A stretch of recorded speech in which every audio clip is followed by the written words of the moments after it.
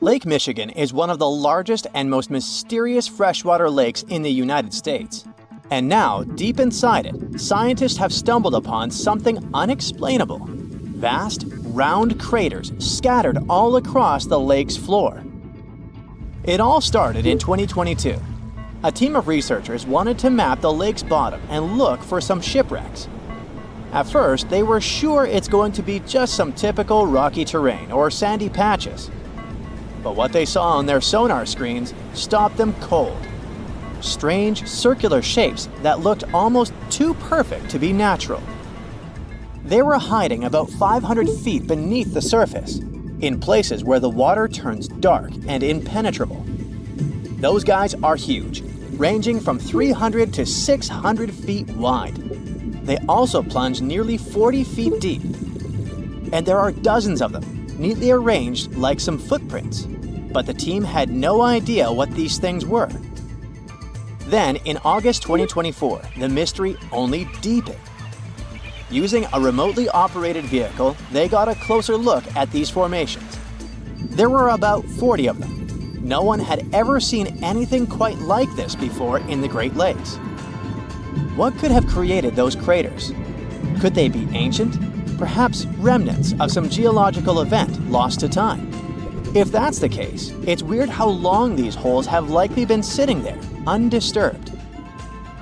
Theories started popping up. One possibility was that they could be sinkholes, or dolines. Those are basically holes that suddenly appear in the ground when the surface layer collapses. The rock beneath the surface, often made of limestone, gets slowly dissolved by water over time, creating voids underground. When the surface of those voids can no longer hold its own weight, it caves in, and this forms a hole. Think of it like when you poke a straw through the lid of a drink. Sinkholes can be small dips or huge, spanning up to 2,000 feet. They can happen gradually or all at once. Sometimes they can swallow entire cars or even buildings. And Lake Michigan sits on limestone bedrock. It erodes pretty easily when water flows through it. Sinkholes like these have already been found in Lake Huron, and they look kinda similar. But there are some plot holes, no pun intended, with this theory. For example, it's wild how they all would be so huge. It's also weird and pretty rare for sinkholes to occur in a lake bed. They also kinda resemble a straight pattern. They seem to extend generally southward, forming a loose line, which is pretty weird. If these are sinkholes, then they're definitely not playing the usual geological rules. Though it might be some new, unusual process at play beneath the lake's surface that we haven't discovered yet. There's another theory though: glaciers. Glaciers are wild rivers of ice. They covered much of the Earth during the last ice age, and they're incredibly powerful.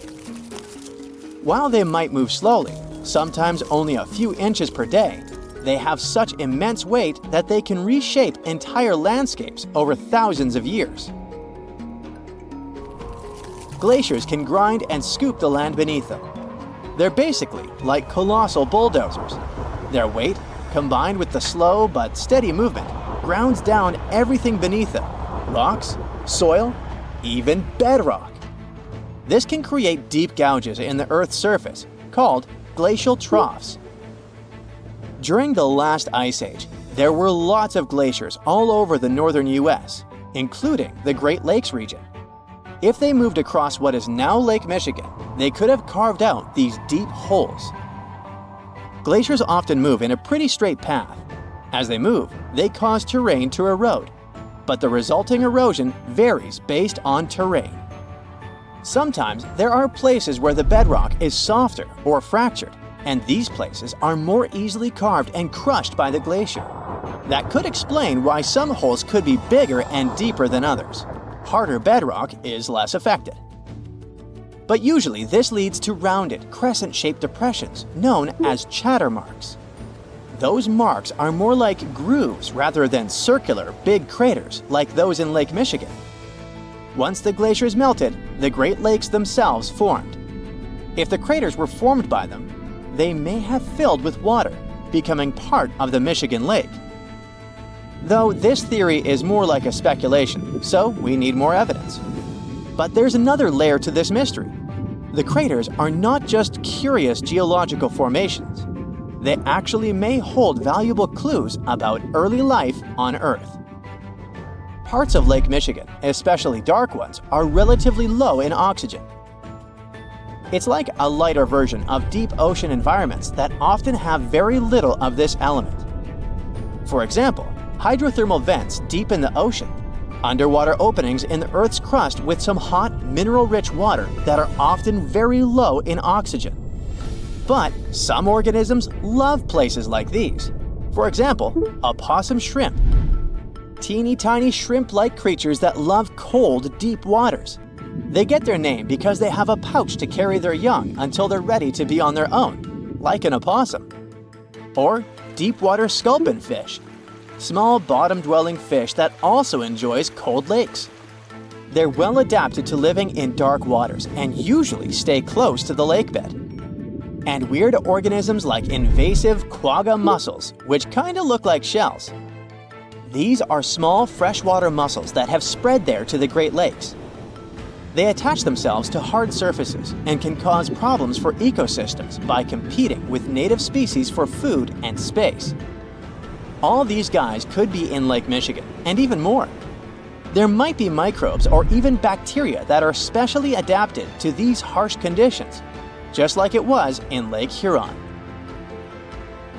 There's only a handful of creatures that could survive deep within these craters, and studying them could give us insight into how life once flourished in Earth's ancient, oxygen-poor oceans. That's because it's in places similar to these, where some of the earliest life forms thrived. Early Earth had an atmosphere with little oxygen, although it was much more hot, and ancient microbes adapted to this. The Great Lakes, especially Lake Michigan, have always had a bit of a ghostly reputation. Like even this mission was organized to study the shipwrecks. There were about 6,000 of them in the Great Lakes. Many of these wrecks are still sitting on the lake beds, preserved by the cold, fresh waters. And shipwrecks aren't the only strange things tied to the Great Lakes. Over the years, there have been stories of unexplained disappearances. Boats and even planes have vanished without a trace. The lakes, often calm on the surface, can suddenly turn dangerous with unpredictable storms and massive waves, leading to these mysterious events. Not even mentioning all the creepy stuff people noticed there over the centuries, such as ghostly lights above water or bizarre weather patterns like eerie, sudden fogs that seem to appear out of nowhere. In 2007, they even discovered some prehistoric structure that looks like Stonehenge there. Well, it was way smaller, but still. It lay about 40 feet below the surface in the heart of Grand Traverse Bay, and it's speculated to be about 9,000 years old, way older than Stonehenge. Looks like this is a print of those who lived in the area thousands of years ago. These massive stones are arranged in a careful, winding pattern stretching over a mile. They range in size from basketballs to compact cars. But one, in particular, stands out. A boulder 3.5 to 4 feet tall, 5 feet wide. It's etched with the image of a mastodon, a creature that roamed the Earth about 11,000 years ago before it went extinct. It probably sank there during the end of the last ice age we mentioned. This period had reshaped the region. This place is underwater now, but back in the day, it was still dry land. So the stones were probably created by people who lived there, though we're not sure why. Were they used as hunting blinds? Or was it some sort of an ancient calendar? Who knows? Only about 15% of the Great Lakes floors have been explored. Now, scientists are gearing up for a deeper dive into this mystery, both literally and figuratively. They want to analyze the lake beds surrounding the craters, hoping that maybe something in the environment around them might have caused them to appear. They have initiatives like Lakebed 2030. These missions should map the entire underwater landscape. This would help us learn tons of interesting stuff about Lake Michigan and our planet's past. Who knows what other secrets these dark waters hide? Ever since Plato wrote about the allegory of Atlantis, humanity has been fascinated with the possibility of the discovery of a thriving underwater civilization. Fancy joining me on a trip to a few historic underwater sites? Let's see what we can find out about ancient civilizations. The first one on our list is what is being called the underwater Stonehenge. Scientists have recently discovered a mysterious pile of cairns that stretch for miles under the shimmering waters of Lake Constance at the borders of Switzerland, Germany, and Austria.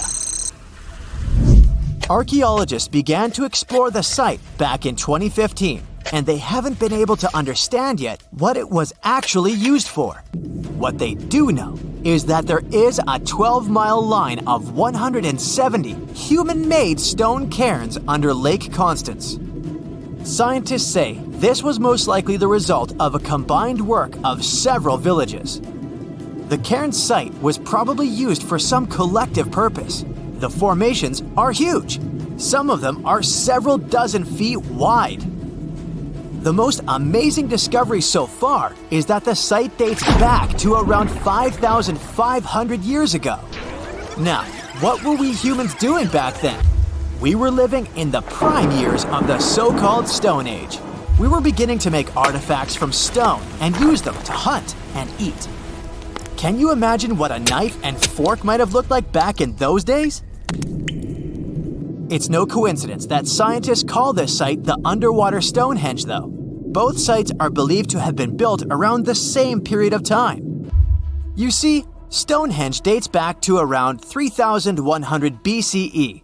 Both sites carry the distinct characteristic of stone monuments built in a circle. Not to mention the fact that scientists also haven't figured out why on earth our early ancestors would feel the need to build a monument such as Stonehenge. Well, the mystery of Lake Constance hasn't been solved yet. Who were the Neolithic people from this area? And for what purpose did they go through such an amount of work and effort to build this huge stone site? Next, we're taking you on a tour of the Ryukyu Islands just off the coast of Japan. You're diving deep down to an archaeological site. But I should warn you, the waters of the Pacific Ocean are far from smooth. It doesn't take long before you see a huge structure, thanks to the sunlight shining down on the seabed. At first, it looks like Machu Picchu's ruins located across the globe in Peru. As you approach the site, you slowly figure out its forms. A pyramid-shaped structure, arches, staircases. It's something that could have easily been a palace or a castle. Could this be a sign of human activity? What you've just seen is known today as the Yonaguni Monument. It also goes by the name of Japan's Atlantis. The entire monument is about the size of 5 soccer fields and the height of a 5-story building. Its most surprising feature is its expanse of terraces. Explorers and scientists believe that Yonaguni might be 10,000 years old. But whether it's a human-made structure or a natural formation is still under debate. For Japan's top marine geologist, Professor Masaki Kimura, Yonaguni is the heritage of a lost civilization. Kimura has dived to the bottom of the ocean to explore the ruins over 100 times over the past 10 years. According to him, there are clear signs of human activity down there. On the monument's surface, there is a triangle-shaped concave that is a historical symbol of water fountains in the region. There's also a giant turtle carved on the eastern side of the structure. And, according to Kimura, turtles have an important cultural meaning. Several pieces of stone tools have been recovered from the site. Their estimated age is around 10,000 years. However, not all scientists support this theory. For many, Yonaguni is the result of thousands of years of erosion. The fact that the monument is composed of one massive rock leads them to believe it's not human-made. The defined edges and flat surfaces resemble a natural formation in Northern Ireland, known as the Giant's Causeway. The basalt columns look like the ruins of a palace, but they're actually the result of volcanic activity in the region. Now, you're flying to the coast of Greece, 4 hours away from Athens. More specifically, you're in the Peloponnese Peninsula. You dust off an old snorkel and head for a free dive on a bright sunny day. Sometime into the dive, you start noticing patterns on a seabed. 13 feet below the surface, outlines of familiar objects start to appear, one by one. As you continue swimming, what looks like the outline of an entire city emerges in front of your eyes. Are you wondering how water could have taken the whole city? Rocks are perfectly aligned into what appears to be the foundation of a building. This is Pavlopetri, an ancient city you've probably heard about for the first time. It was discovered by Nicholas Fleming, a British oceanographer, when he was on vacation in Greece. He had heard rumors about Pavlopetri's existence and indeed found several artifacts on the seafloor. He went back to the area a year later with the team. They found a site filled with pots, storage vessels, and tools. A kernstone, for instance, is a tool used for grinding grains and turning them into flour. Multiple amphoras indicate that this settlement dates back to the Bronze Age, 5,500 years ago, when people started living in towns. The settlement is believed to have existed for over 2,400 years. Today, Pavlopetri is considered the oldest submerged town ever discovered, and what's impressive is that it wasn't a simple village. It was a vibrant port city with stone buildings, a marketplace, streets, and even squares. The next stop on our voyage is one of today's most famous underwater cities that has been turned into an archaeological park. The city of Port Royal in Jamaica exists only below the surface, but in 1692 it was one of the wealthiest cities in the Western Hemisphere. Port Royal was the center of the British Empire at the time and an important trade city that attracted people from all over the region. It was also home to real-life pirates of the Caribbean. On the morning of June 7, 1692, the people of Port Royal met a different fate than they had probably expected. The city woke up shaking. People were thrown out of their beds by the power of a massive earthquake, ranking 7.5 on a Richter scale. One survivor said he had seen Earth opening up and swallowing the whole town. What he said could be true, as the city was mainly built on sand. The ground swallowed buildings, roads, you name it. Geysers erupted, and finally, waves as big as 10-story buildings hit the city. About 33 acres of the city disappeared under the water. Amazingly, most of its 17th century remains are still in good condition under 40 feet of water. Archaeologists have found taverns, storage rooms, kitchens, and recreational buildings used for diverse purposes. You can also see a grand lion statue, a submerged bridge, and many picturesque arches. Of course, I saved the best for last: India. Just off its coast lies another sunken marvel.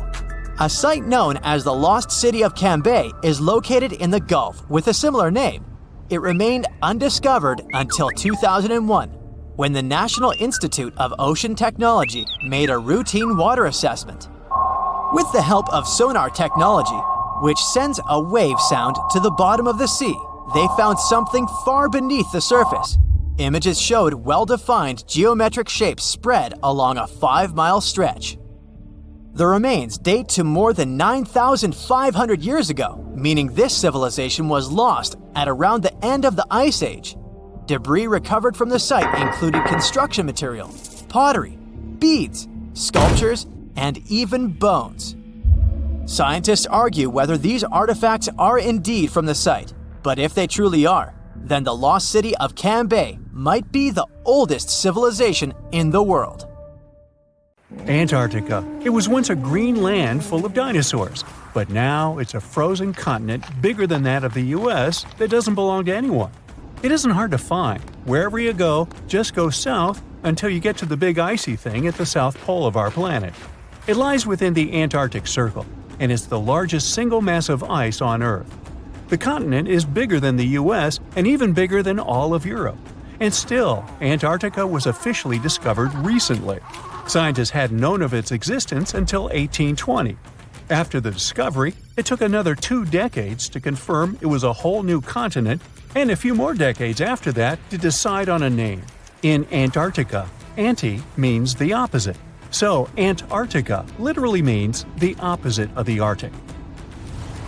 Now, even before scientists discovered the land, ancient Greeks already theorized that there must be a southern continent to balance out the Arctic in the north.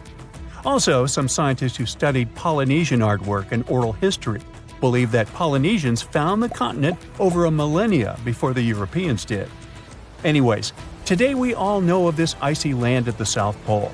Because of its location, there are just 2 seasons there, summer and winter, and both last 6 months. In summer, it's a bit warmer, and the continent exists in pure daylight. And in winter, it's dark all day long. 98% of Antarctica is ice. This continent alone stores 60% of the planet's fresh water. And yet, despite all those water reserves, Antarctica is the biggest desert in the world. By definition, a desert is an area with sparse vegetation and little snow or rain. Notice that plenty of sand isn't a necessary condition here, even though the continent does have some sand and even sand dunes. It also gets a lot of wind. Antarctica is the windiest continent on Earth, and wind speeds can reach 200 miles per hour. That's even faster than hurricane winds. The little snow the land gets never melts. It just builds up over time, for centuries and millennia. So there's a thick ice layer there. This makes Antarctica full of hidden secrets. There's a whole new world underneath its ice. For example, there are a lot of mountains on the continent that are like 9,000 feet tall. It's taller than 3 Burj Khalifas stacked on top of each other, if we must, and that's currently the tallest skyscraper in the world. But we don't see all those mountains because they're all hidden under the ice sheet that's almost 16,000 feet thick. There's also a lake down there, beneath over 11,000 feet of snow. The lake is called Lake Vostok, named after Vostok Research Station, under which it's located. Originally, it was just a hypothesis. Over a century ago, a scientist suggested that the huge pressure created by tons of ice could decrease the melting point of ice in the lowest layers of the ice sheet, creating liquid water, which could form a lake. He didn't prove his ideas in his lifetime, but others continued his work and confirmed that this theory was true. There's also a canyon in Antarctica, hidden underneath huge masses of snow too. It's deeper than the Grand Canyon we have in Arizona. There is a mountain range that divides the continent into 2 parts, East Antarctica and West Antarctica. The western part of the continent is experiencing higher temperatures and is starting to melt. If West Antarctica melts and releases its stored water, it will raise the average global sea level by about 16 feet. That will be enough for some cities all over the world to completely disappear. Perhaps the first to turn into a water world will be Thailand's capital, Bangkok, which is just 5 feet above sea level. Then it will be Amsterdam in the Netherlands, followed by Ho Chi Minh City in Vietnam, Cardiff in the UK, and New Orleans in the US. People do a lot of work in Antarctica now, residing there for many months at a time to study this mystery of a continent. Over the years, even a few children were born there. But it's not a country, and the land doesn't belong to anyone. It's governed by the Antarctic Treaty System, an agreement of peaceful research and collaboration that suspends all territorial claims. It was first signed by 12 nations, and now there are 59 supporters, half of whom have decision-making powers. The continent is occupied all year round by researchers from all over the world. There are about 5,000 people living there in summer and about 1,000 in winter. Yet no one is a permanent resident there. People come and go, and the scientists take turns spending time there. The average yearly temperature there is negative 30 degrees. But there was a time when Antarctica was about as warm as Melbourne, Australia is today.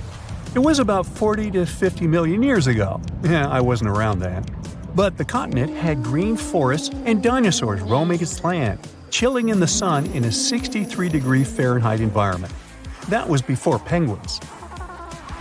In our age, it's so cold that you won't even find any trees or bushes in Antarctica. just the snow. The only plants that can thrive in such extreme temperatures are lichens, moss, and algae. People can't stand such freezing conditions for lengthy periods of time either, so the continent has never had any indigenous population. Well, that is, if we don't count penguins, seals, whales, and a few other types of birds that live there now. Antarctica's fauna is the scariest and least diverse on the planet because only a few organisms can withstand its harsh conditions and because non-natives aren't allowed to be brought there. So, if you decide to travel to Antarctica with your cat, well, you can't. Hey, I don't make the rules. But those few species that live on the South Pole totally own the place. There are no more than 5,000 people there and around 20 million penguins. They are a kind of settlers, though. Penguins' first ancestors lived in Australia and New Zealand. There are still a few penguin species there, including the smallest penguin on Earth that is just 1 foot tall. Still, most of the penguins migrated to Antarctica at some point, possibly because they were attracted by the greater food supply there. It's not the cold that made them like the land. It turns out, most penguins leave the continent when the summer ends. The only ones that stay there are male emperor penguins, and they do it to warm and protect eggs left by their mates. But where do all the other penguins go? At first it was a big mystery even to scientists, but then they attached some tiny location devices to the legs of a few of these animals and figured it out. Penguins go to live in the southern oceans while it's too cold in Antarctica.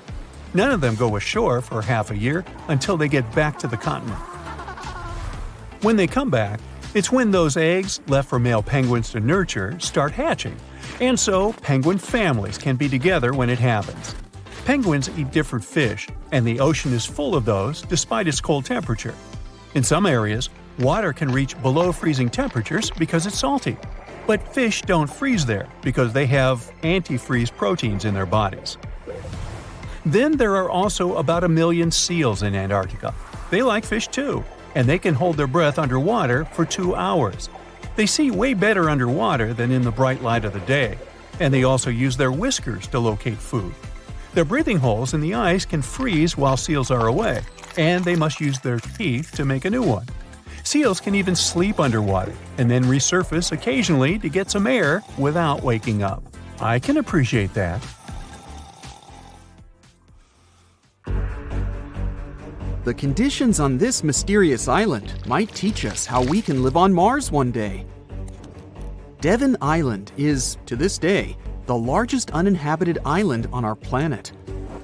It's located in the Canadian Arctic archipelago, and it's easy to see why people find it impossible to make a home here. The soil stays frozen throughout the seasons. The eastern part of the island is covered by a thick ice cap all year round. Summers here last for less than 50 days, and by summer, I mean that the ground is snow-free and the temperatures are slightly over 46 degrees Fahrenheit. Since almost no plants are growing here, there are no animals that could have adapted to these conditions. That's why scientists compare this island to what it would be like to live on Mars. In 2001, a project started here on Devon Island looking to discover how people might live and work on other planets, particularly on Mars. It's called the Houghton Mars Project and offered NASA scientists some unique studying opportunities. There are few options here in terms of logistics and transportation, and communicating with people living outside the island is also a bit more difficult. Specialists believe that if we can find solutions to live here, we might be able to do it on Mars too. Think of it as a home-based outer space boot camp. The Pitcairn Islands can be found in the middle of the Pacific Ocean. If you're a fan of adventures and remote places, this is the place to be. But you'll need to buckle up for quite the ride, since no plane has ever reached this place. The only way to reach the Pitcairn Islands is to take a 32-hour yacht ride. No wonder only 50 people are known to live here. Its history is really interesting too. A group of people settled here in the 18th century after a failed marine mission. To this day, all the residents of the island are descending from that initial group. Life's not easy here though. If they need to see a doctor, for example, they need to travel either to the island of Fiji or to New Zealand. Now let's head over to Mexico, where recent technology has allowed scientists to explore some fascinating cenotes, which were previously unknown. Cenotes are also called sinkholes and allow us to see subterranean water bodies. A team of archaeologists, cave divers, underwater photographers, and biologists came together to explore and document the extensive network of sinkholes located in the Yucatan Peninsula. One of the hotspots is located under the main pyramid at the Chichen Itza archaeological site. In total, scientists are looking to explore about 6,000 cenotes stretched across this whole region. The whole project is important not only because of the geological discoveries, but also because of its connection to the Mayan people and their culture. These recent discoveries revealed that for the Mayans, these cenotes weren't simple water sources. They dictated the way they built their constructions and had a huge impact on their spiritual lives too. The tallest mountain in the world is Mount Everest, sure, but it's been explored by scientists and tourists alike and doesn't hold many secrets. The mysterious Ganghar Puensum, on the other hand, is the tallest unclimbed mountain on our planet. The reason behind this unusual situation is not because of its remoteness or harsh conditions. Rather, because it's against local legislation to climb it. It's located in the South Asian territory of Bhutan, and the name of the mountain translates to the White Peak of the Three Spiritual Brothers. Local tradition dictates that mountain peaks shouldn't be available to humans and need to be left to the higher spirits. Mountains in this region can only be climbed up to 3.7 miles, but Ganghar Puensum tops 4.7 miles. For this reason, there's no official record of any human reaching the peak. Almost all of the previous expeditions have been inexplicably stopped at the midpoint. The next unusual spot should be on any travel enthusiast's bucket list, the island of Madagascar. For starters, it's estimated that about 90% of the species of plants and animals that are found here can't be seen anywhere in the world. But there's one small portion of the island that has baffled both tourists and scientists, the Stone Forest. It belongs to the Tsingy de Bemaraha National Park and features some unique limestone formations. They look like thousands of spiky towers that stretch hundreds of feet into the air. The distance between these formations can be anywhere from a few inches to the length of a city street. As beautiful as it is, it's really hard to get here. It'll take you a few days to get there from the nearest city. Once you get to the park, it becomes really difficult to explore too. It can take a whole day to go across as little as half a mile. The word Tsingys itself translates to where one cannot walk barefoot. To visit the remotest village in the whole world, you'll need to prepare yourself for quite the journey. From the United States, for example, the easiest route involves a 15-hour flight to Cape Town, South Africa, followed by a 6-day boat ride to reach Tristan da Cunha. Or you could take a month-long cruise through the South Atlantic Ocean, whatever works better. Planning in advance is a must, since only 9 boat visits are made to the island yearly. It's just 7 miles long and right in the middle of the South Atlantic Ocean, stretching a mere 37.8 square miles. There are slightly over 200 residents, and they all farm for a living. They do have internet service, but it's really slow. The people living here speak a dialect of English that is used by the fewest number of people in the world. The town of Coober Pedy in Australia is partially underground. It all began back in 1915, when opal deposits were found in the area. To this day, the town is still the biggest opal mine in the world. People living here figured out that it would be more comfortable for them to stick to the underground, as temperatures above ground can reach 125 degrees Fahrenheit. So, the establishment now has underground stores and galleries. Coober Pedy is also home to the world's first 4-star underground hotel. North Sentinel Island, located near India, is another pretty remote place. Not because of the time it takes to get there or the climate, but because it's home to the world's most mysterious tribe. The population living here is estimated to be between 50 to 400 people and isn't known to have any contact with the outer world. This is mostly because locals don't really enjoy visitors and tend to scare them away, even harming tourists. So, to protect them and their obvious wishes, the island is monitored by the local Indian authorities. It's believed the tribe's people don't have any immunity from modern diseases, so being in contact with foreign people might actually be fatal for the locals. On these French islands, there are no native inhabitants. The Kerguelen Islands are part of the Antarctic lands and are home to just scientists that visit on rotation. At any given time of the year, there are no more than 100 people here, and they're mostly engineers and researchers.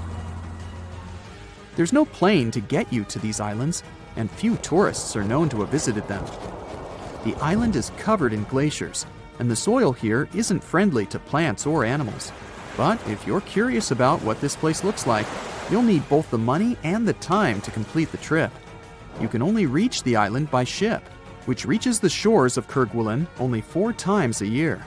It isn't cheap to stay in these islands, and you definitely won't find 5-star hotels here. The trip departs from Réunion, and it takes about 28 days to reach the first island. Half of the time will be spent at sea, so be prepared to cover over 5,600 miles of the Indian Ocean. You've probably heard about the mysterious sea state of Atlantis. It was a high-tech utopia where people lived happily, but then something happened, and Atlantis disappeared from the face of the earth. Many people believe that this city lies at the bottom of the Atlantic Ocean. But what if we've been looking in the wrong place all this time? What if it's somewhere different from where they're trying to find it? What if all this time Atlantis was in the middle of the Sahara Desert?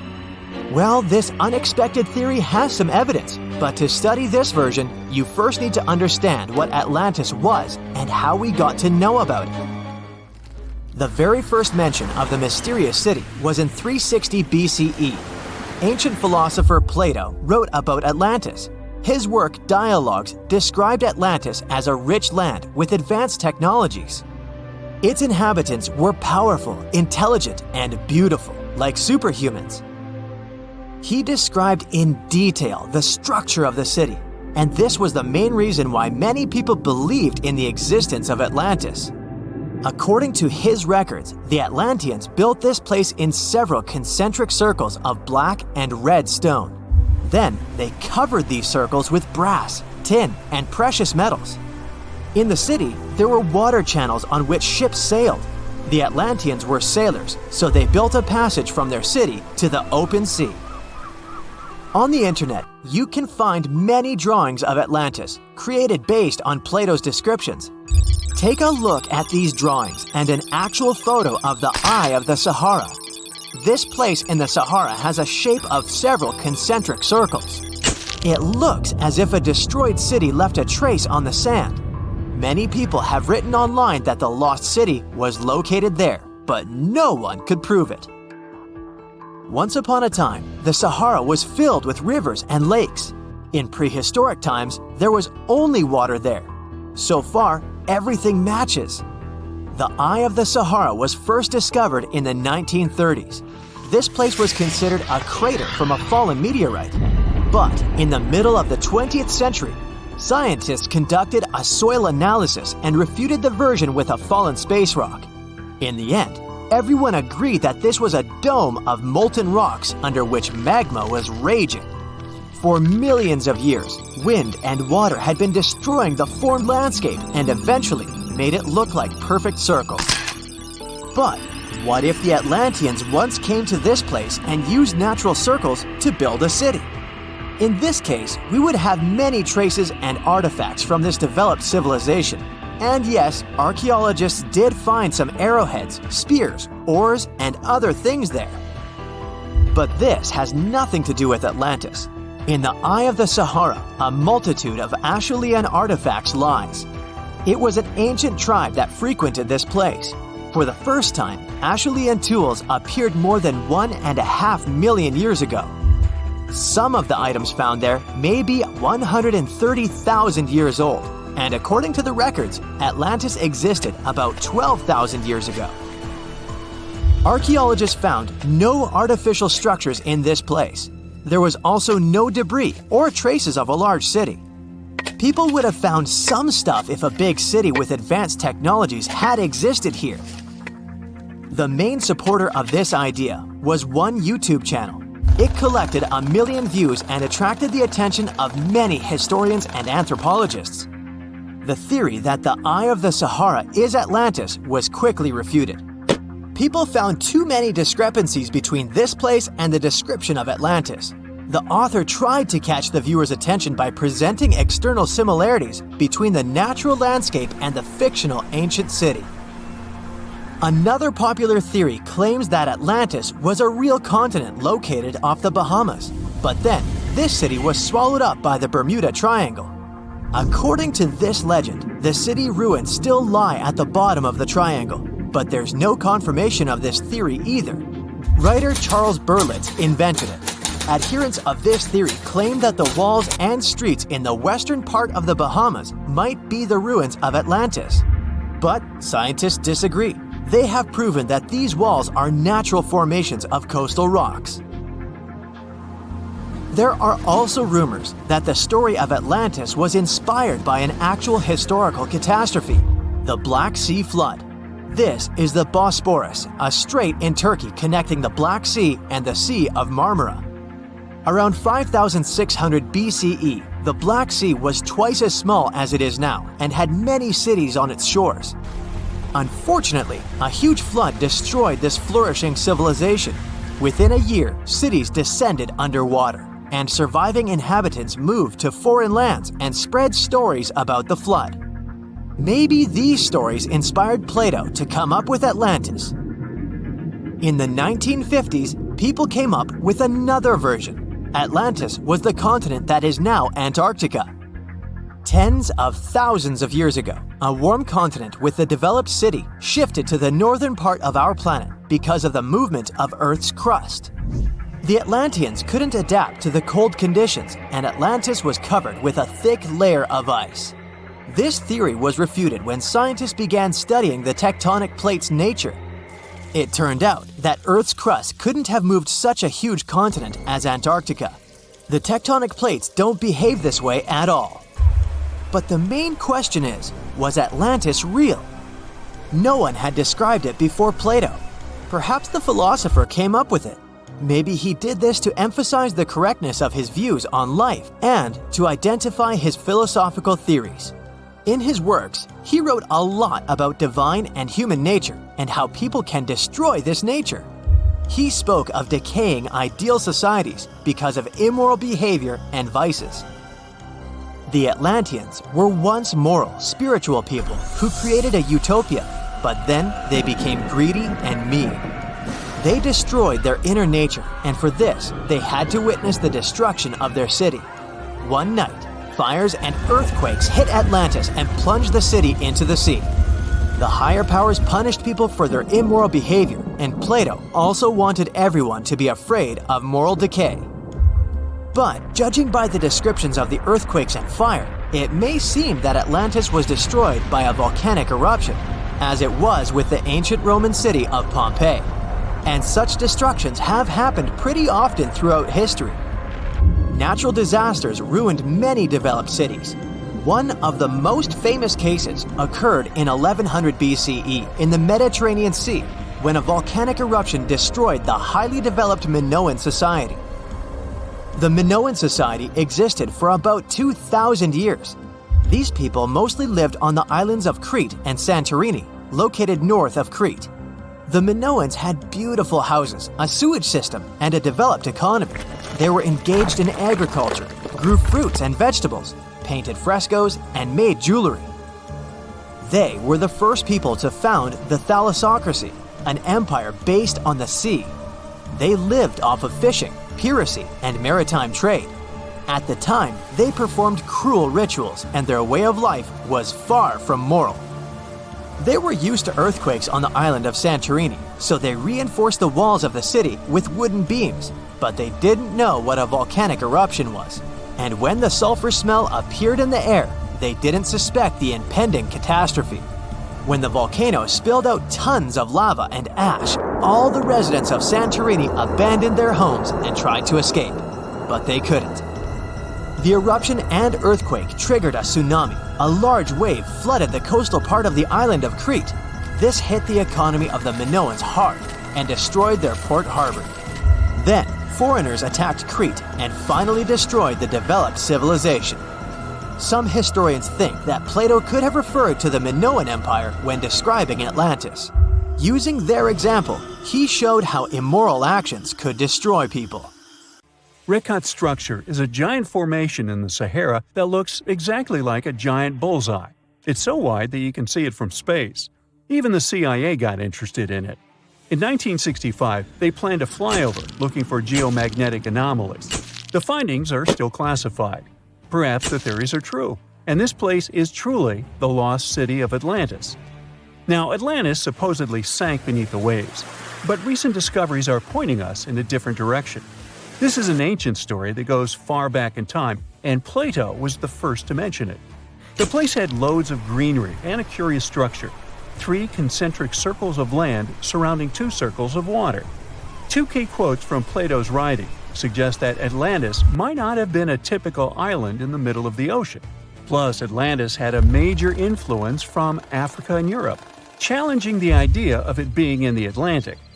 It turns out that the Eye of the Sahara and Atlantis look alike. When astronauts saw the Eye of Sahara from above, they initially suspected a meteorite impact crater, but the rings of the structure matched the layout described of Atlantis. More importantly, the Sahara wasn't always a desert. It turned from a tropical region into a desert around 11,000 years ago. Researchers found evidence of a massive river called the Tamaracet that could have sustained a community. This river flowed toward the Rekat structure, aligning with Plato's description. The Trans-Saharan Seaway ran through the Sahara 50 to 100 million years ago. The sea allegedly destroyed Atlantis around 11,500 years ago, likely due to a rapid rise in sea level caused by the end of the Ice Age. NASA's worldview imagery shows patterns consistent with this theory. Those concentric rings might be a key to unlocking the secrets of our planet's evolution over millions of years. They're shaped by erosion on resilient rock layers, creating a spooky pattern of ridges and troughs. The central peak stands proud at 1,300 feet. The central part has undergone a significant erosion makeover, revealing a circular structure with a raised peak.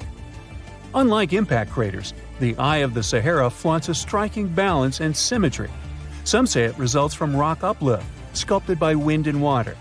Others think it's an ancient anticline, eroded to reveal its concentric glory. Then there's a salt diapir theory, suggesting that salt's buoyancy sculpted this beauty.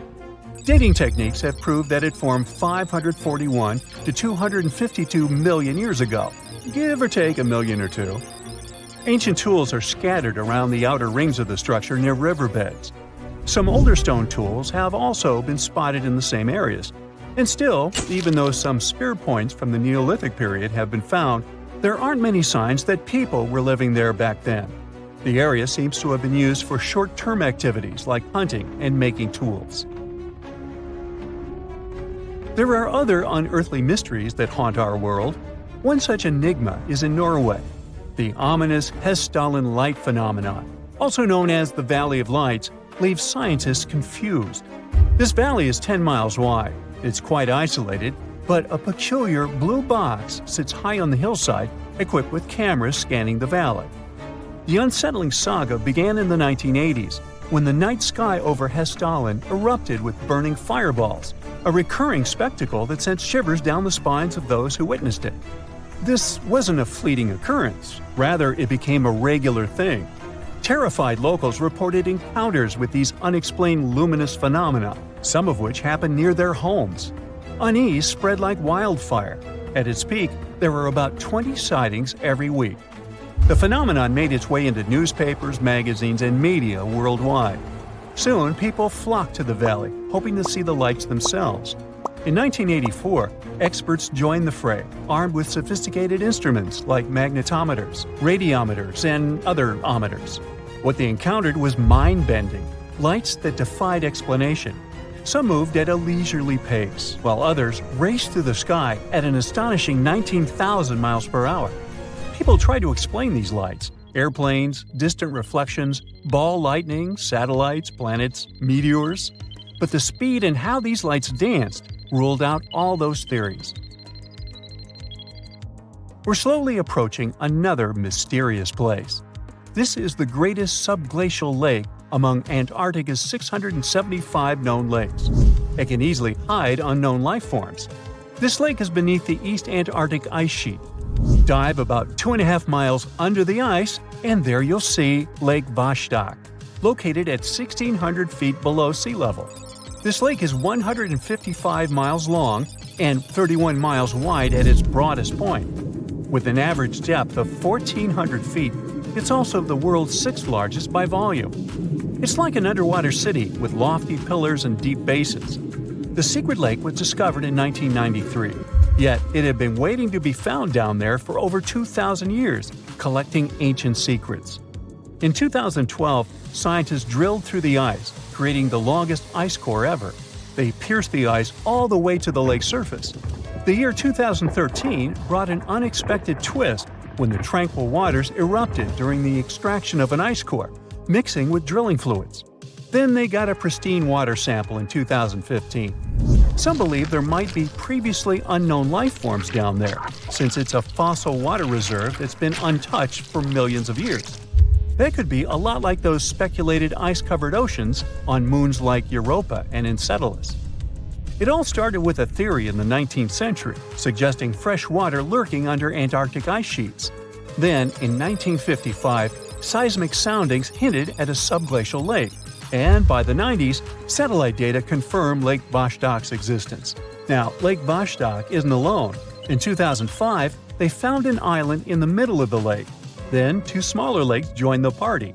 They suspect that a secret network of subglacial rivers might link these lakes. Now, very far away from Antarctica, in Venezuela, Catatumbo lightning presents a sinister light show at the junction of the Catatumbo River and Lake Maracaibo.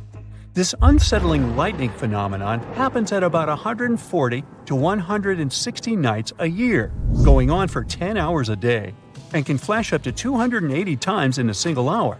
The frequency of this lightning show changes with the seasons and from year to year. There was a break between January to March in 2010, causing a bit of worry that it might vanish forever. As the sun sets, winds from the east start picking up speed. This strong wind is called a nocturnal low-level jet, like what you see in the Great Plains of North America. These winds bring moisture, mostly from the Caribbean and the lake itself. This humid air hits high mountain ridges, causing thunderstorms to form over the mountains. Thanks to the ongoing wind situation, more thunderstorms appear as the night goes on. This pattern repeats itself, and is why this area has the highest annual lightning rate globally. The next place scientists cannot explain is in China. That is the Longyou Caves. They have lofty slanted roofs and sturdy pillars. The spot remained hidden for centuries. These human-made caverns, built around 2,000 years ago, decided to reveal themselves only in the 90s. Local farmers drained some ponds and unveiled 5 massive caverns. Further digging exposed an additional 19 smaller caves. They range from 60 to 110 feet in width and 26 to 50 feet in height. Archaeologists found historical relics from the reign of Emperor Zhuan of Han, dating back to over 2,000 years ago. Now, how did these caves survive for more than 2 millennia without falling apart? No ancient records explain the way they were crafted either. The walls show chisel marks, hinting at some layer-by-layer chiseling action, but the exact construction process is still a head-scratcher. Scientists discovered something Atlantis-like near Australia. There used to be an entire continent that's now underwater. Here's what happened to it. Around 70,000 years ago, during the last ice age, there was a huge landmass called Sahul. It was located in the southwestern Pacific Ocean. This ancient supercontinent connected what we now know as Australia, New Guinea, Tasmania, and the Aru Islands into one giant piece of land. Imagine lush tropical rainforests surrounded by beautiful mountains. Sahul's tallest mountains were in the New Guinea highlands, with peaks reaching over 13,000 feet. This beautiful place was home to a variety of unique animals, most of which were pouched creatures. But back then, they weren't just koalas and kangaroos. Sahul was filled with different types of grazers, burrowers, scavengers, and predators. It was home to a huge diprotodon, a powerful hunter Thiosolio, and a horrifying Megalania, a creature that's much larger than any living lizard today. It was a unique place because the rest of the world was filled with placental animals at the time, like wolves, elephants, and humans. In Sahul, the only normal mammals were bats and rodents. But not all its parts were the same. The Timor, Arafura, and Carpentaria regions were covered by hot savanna and dry forests. It looked kinda like modern Australia, hot air deserts with scrubland, steppe, and temperate forests along the eastern coast. Back then, people were migrating all across the world. They made an incredible journey from Southeast Asia to Sahul and first arrived here from 60 to 45,000 years ago. They mostly traveled by foot and crossed the sea using bamboo rafts and simple boats. They came there from an ancient landmass called Sunda, which includes parts of Southeast Asia. They traveled across a series of islands known as Wallachia and eventually spread across Sahul. And it wasn't a small journey. Sahul was huge, around 4.1 million square miles. That's bigger than the USA or Canada. It stretched from the equator to around the southern part of New Zealand. So they arrived in what is now Australia and became Australia's first people. Scientists think that Sahul had a population of 500,000. We've discovered cave paintings that date back around 40,000 years. It's a hunting scene depicting an anoa, or miniature buffalo, facing figures of humans and animals. Researchers are trying to figure out how these early settlers moved across Sahul and where we might find archaeological evidence of their journey. To do this, they created a landscape evolution model. The simulation showed how Sahul changed between 75,000 and 35,000 years ago. It showed potential migration routes and archaeological sites. Humans likely traveled along coastlines and rivers. But how did Sahul get submerged off the coast of Australia, similar to the mythical Atlantis? During the last ice age, much of the Earth's water was locked up in large ice sheets and glaciers. The sea levels were much lower than they are today. After that, the global temperatures increased. The ice sheets melted and the sea levels rose, flooding the land bridges that once connected different parts of Sahul together. About 8,000 years ago, New Guinea separated from mainland Australia, and then, about 6,000 years ago, Tasmania did the same. We still can explore the underwater parts of Sahul thanks to new technology. Divers explore and collect samples directly from the ocean floor. Underwater drones can go to places that are too deep or dangerous for humans to explore. And with sonar mapping, scientists use sound waves to create maps of the ocean floor. It's like using an echo to see what's underwater. The sound waves bounce off the seabed and come back, helping us create a picture of what it looks like. Deep underwater, archaeologists have found stone tools and other artifacts. They also discovered fossils of animals like Diprotodon and Thylasolio. By studying the underwater terrain of Sahul, they learned about the ancient rivers, lakes, and coastlines that existed during the Ice Age. But Sahul isn't the only underwater continent. Sahul isn't the only hidden gem of Southeast Asia. Take Sundaland, a place made up of Sumatra, Java, Borneo, and some other islands. This place was crazy huge during the Ice Age, but now almost fully underwater. Almost, but not entirely. The parts above the ocean are teeming with life. If you like birds, check this place out. It has almost a fifth of the world's bird species. You can spot colorful birds like the Java hawk eagle and the Bali starling among the lush forests. It's also a home to a fourth of Earth's fish species. Sundaland's waters are a haven for marine life, even the most exotic animals like the Asian arowanas. It's also a treasure trove of flowers. That's where you can find Rafflesia and Titan arum, the world's largest flowers. This makes it very similar to Zealandia. Zealandia is a long, narrow piece of land about half the size of Australia. It broke from Antarctica about 100 million years ago. Just like Sundaland, it isn't fully underwater. 7% of it stayed above sea level. This sticking out little piece is what we now call New Zealand, along with Stewart Island and some smaller islands. These pieces of Zealandia are lush and warm. They're packed with volcanoes, mountain ranges, beautiful natural geysers, and hot springs. Local people, Maori, use these hot springs for cooking. People place corn, eggs, and vegetables in baskets and lower them directly in the hot springs. Sometimes they cook food in a pit oven using heated rocks. Another hidden world is known as Argoland.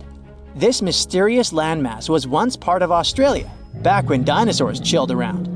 It drove scientists crazy for decades. They knew it existed because it left a huge stretch on the ancient seafloor, the Argo Abyssal Plain. About 155 million years ago, it broke off from Australia, saying bye-bye. The continent drifted somewhere north, and when it reached Southeast Asia, it just vanished. Scientists had no idea where it went, but recently they finally found its remains. Turns out, poor Argoland's lower parts started drowning into the Sunda Trench, a horrifyingly deep oceanic pit. The Earth's crust sunk into the mantle. Meanwhile, the upper parts of Argoland were pushed upward, grabbing the younger rocks on land. Because of this, Argoland broke apart into a bunch of smaller pieces. These pieces formed parts of Borneo, Java, Sulawesi, and other regions. The remains are buried under Indonesia and Myanmar. Imagine a colossal landmass the size of Greenland, Greater Adria. Its journey began about 240 million years ago when it broke away from the supercontinent Gondwana. It started moving north, and after 100 million years of enjoying the warm seas, it suddenly crashed into Europe and shattered into pieces. Most of these pieces went deep into the Earth's mantle, but some were scraped off and became part of mountain ranges like the Alps. Today, the remnants of Greater Adria are scattered across more than 30 countries, from Spain to Iran. That's why they're hard to look for. Seychelles was also once part of Gondwana. Yep, these idyllic islands are sitting atop of the ancient continent. We know a lot about it because of its fascinating granite outcrops. 100 years ago, Alfred Wegener discovered continental drift, but no one believed him. These granite outcrops helped him prove that he's not crazy and that tectonic plates really are moving.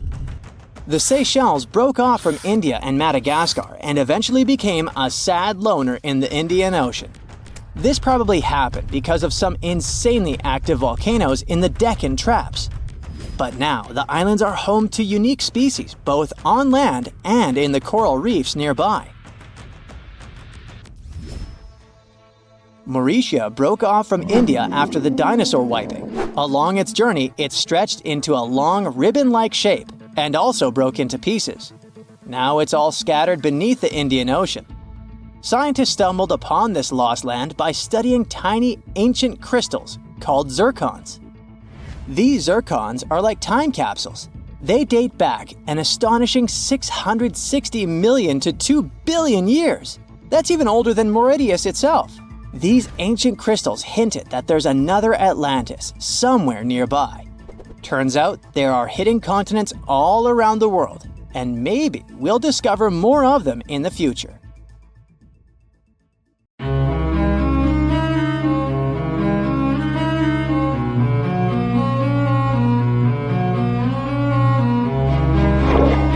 Question for you. Do you think Atlantis could be real? It remains as one of history's greatest mysteries. The legend began with Plato, all the way back in ancient Greece.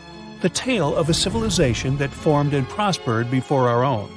Atlantis was supposedly a highly technological society, much like the Mayans. But, as the legend says, due to the people's greed, they were punished by a flood that destroyed and submerged their cities. Different theories try to guess Atlantis' location. Some say it was in the Mediterranean Sea. Some say it's beneath the Bermuda Triangle. But, as science has shown us, Atlantis may be only an allegory for humankind. Today, you'll discover several amazing underwater cities that you have never heard of. They existed indeed and are not just a myth. We're taking you on an excursion to the underwater city of Baiae, which is on the coast of Italy. Known as the Las Vegas of the Roman Empire, Baiae was a resort city. The Roman elite traveled there for recreation. Imagine an open-air spa. That was Baiae. You can visit the submerged town by scuba diving and get close to that perfectly preserved, magnificent Roman sculpture, a true underwater wonder. You can spot the crumbled temples and buildings through glass-bottom boats. This is a moss-covered museum in Claudio's Nymphaeum. To your left, you can see a collection of classical Greek statues. Swimming down the Via Herculeana, you'll arrive at Villa Aprotio. Villas are Italian-style houses, and here you can admire their original marble floors. Notice the black and white patterns and the astounding shapes they make. Next, you'll arrive at Portus Julius. Can you see the collapsing wall structures at the bottom of the seafloor? You'll see well-preserved columns and limestone floors. Behold the ruins of the thermal baths of Lacus. The remaining multicolored mosaics are something great to see. You'll see their orange, blue, and green tiles if you get close enough.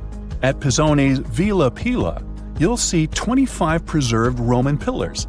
Notice the arches, the frescoes nearby, and the magnitude of this well-kept treasure. The city was located over natural volcanic vents, so there were hot springs to be used at will. People went there looking to have an excellent time. And when I say people, I mean some of the great Roman emperors we learn about in school: Nero, Cicero, Caesar. But around the 8th century, the city was sacked and the luxurious town was abandoned. Slowly, the water level rose and the city started to drown. You are on a summer vacation off the coast of Greece, 4 hours outside of Athens, in the Peloponnese Peninsula on Pavlopetri. You dust off your snorkel and head for a free dive on a bright sunny day.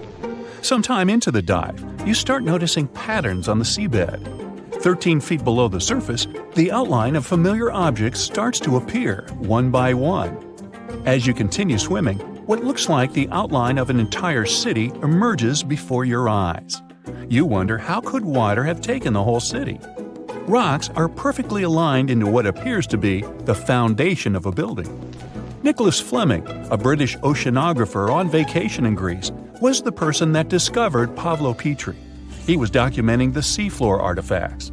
The team found the site filled with pots, storage vessels, and tools. A quern stone, for instance, is a tool used for grinding grains and turning them into flour. Multiple amphoras, which were found then, indicate that this settlement dated back to the Bronze Age, 5,500 years ago, when people started living in towns. The settlement is believed to have lasted for over 2,400 years. Pavlopetri is considered today the oldest submerged town yet found, and it's impressive that it wasn't a simple village. It was a vibrant port city with stone-built buildings, a marketplace, streets, and even squares. Let's continue our exploration and find secrets in other underwater cities. You are diving off the coast of the Ryukyu Islands. Pacific waters are far from smooth. There's a strong current pulling you into the deep sea. Suddenly, you see a huge structure thanks to the sunlight shining down on the seabed. At first, it looks like Machu Picchu's ruins across the globe in Peru. As you approach it, you slowly figure out its form. A pyramid-shaped structure, arches, staircases. It's something that could have easily been a palace or castle. Could this also be a sign of human activity? What you just saw is known today as the Yonaguni Monument. It also goes by the name of Japan's Atlantis. The entire monument is about the size of 5 football fields and the height of a 5-story building. Its most surprising feature is its expansive terraces that host large crowd gatherings. Explorers and scientists believe that Yonaguni dates back to 10,000 years ago. But whether it is a man-made structure or a natural formation is still under debate. For Japan's top marine geologist, Professor Masaki Kimura, Yonaguni is the heritage of a lost civilization. Kimura has dived into exploring the ruins over 100 times over the past 10 years. According to him, there are clear signs of human activity down there. The Triangle Pool, located on the monument's surface, is a triangle-shaped concave that is a historical symbol of water fountains in the region. There is also a giant turtle carved on the eastern side of the structure, and according to Kimura, turtles have an important cultural meaning. Several pieces of stone tools have been recovered from the site. Their estimated age dates back to 10,000 years ago. However, not all scientists are convinced of the same. For many, Yonaguni is the result of thousands of years of erosion. The fact that the monument is composed of one massive rock leads them to believe that it is not human-made. The defined edges and flat surfaces resemble a natural formation occurrence in Northern Ireland, known as Giant's Causeway. A series of interlocking basalt columns look like the ruins of a palace, but they were the result of volcanic activity in the region. Well, stay tuned for more underwater discoveries. The next stop on our voyage is one of today's most famous underwater cities that has turned into an underwater archaeological park. The city of Port Royal in Jamaica exists today only below the surface. But in 1692, it was one of the wealthiest cities in the Western Hemisphere. Port Royal was the center of the British Empire at the time, and an important trade city that attracted people from all over. It was also home to real-life pirates of the Caribbean. On the morning of June 7, 1692, the people of Port Royal met a different fate than they probably expected. The bars and restaurants beaming with life woke up shaking. People were taken out of bed with the power of a massive earthquake, estimated today at 7.5 on the Richter scale. One survivor says he saw the earth opening up and swallowing the town whole. What he said could be true, as the city was mainly built over sand. The ground sucked buildings, roads, and everyone above. Geysers erupted, and finally, waves as big as 10-story-high buildings hit the city. About 33 acres of the city disappeared underwater, and amazingly, most of its 17th century remains lie in good condition under 40 feet of water. In the ruins, archaeologists have found taverns, storage rooms, kitchens, and recreational buildings used for diverse purposes.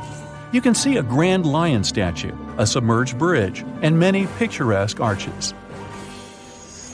Now, do you fancy a trip to India? Just outside its coast lies another sunken marvel. A site known as the Lost City of Cambay is located on the Gulf of a similar name. It remained hidden until 2001, when the National Institute of Ocean Technology did a routine water assessment. With sonar technology, which sends a wave of sound to the bottom of the sea, they found something far beneath the surface. Images showed well-defined geometric shapes spread along a 5-mile stretch. The remains found dated to more than 9,500 years ago, meaning that this civilization was lost at around the end of the Ice Age. Debris recovered from the site included construction material, pottery, beads, sculptures, and even bones. Scientists argue whether these artifacts are indeed from the site, but if they truly are, then the lost city of Cambay would be the oldest civilization in the world. Imagine you've booked a tour through the jungles of Costa Rica. All of a sudden, you stumble upon a huge stone sphere, nearly the length of a king-sized bed in diameter. How on earth did it end up there? And what does it symbolize? You immediately ask your guide. He's not as amazed as you are, and tells you that there are actually several hundreds of them scattered across the south of the country. The mysterious stone spheres don't have an official name. The locals simply call them las bolas, which means balls in Spanish, while historians refer to them as Dequis spheres, after the culture that produced them. Scientists have studied the sediment layers of the Earth around them and estimate that the earliest were made around the year 600 CE, and the newest ones date to the year 1000 CE. Many of the spheres were relocated after their initial discovery, and that's why archaeologists can't date them precisely. The Dequis culture completely disappeared shortly after they were discovered by the Spanish in the 16th century. Unlike the Mayas and the Aztecs, the myths or legends of these peoples didn't survive, so they cannot explain the existence of the mysterious orbs. More than 300 of these objects have been discovered so far, with some being smaller than 1 inch in diameter, and the largest measures 6.6 feet in diameter, standing taller than most humans. Although there are ones made from limestone, most spheres were carved out of a coarse version of basalt, a type of rock that forms when lava cools rapidly.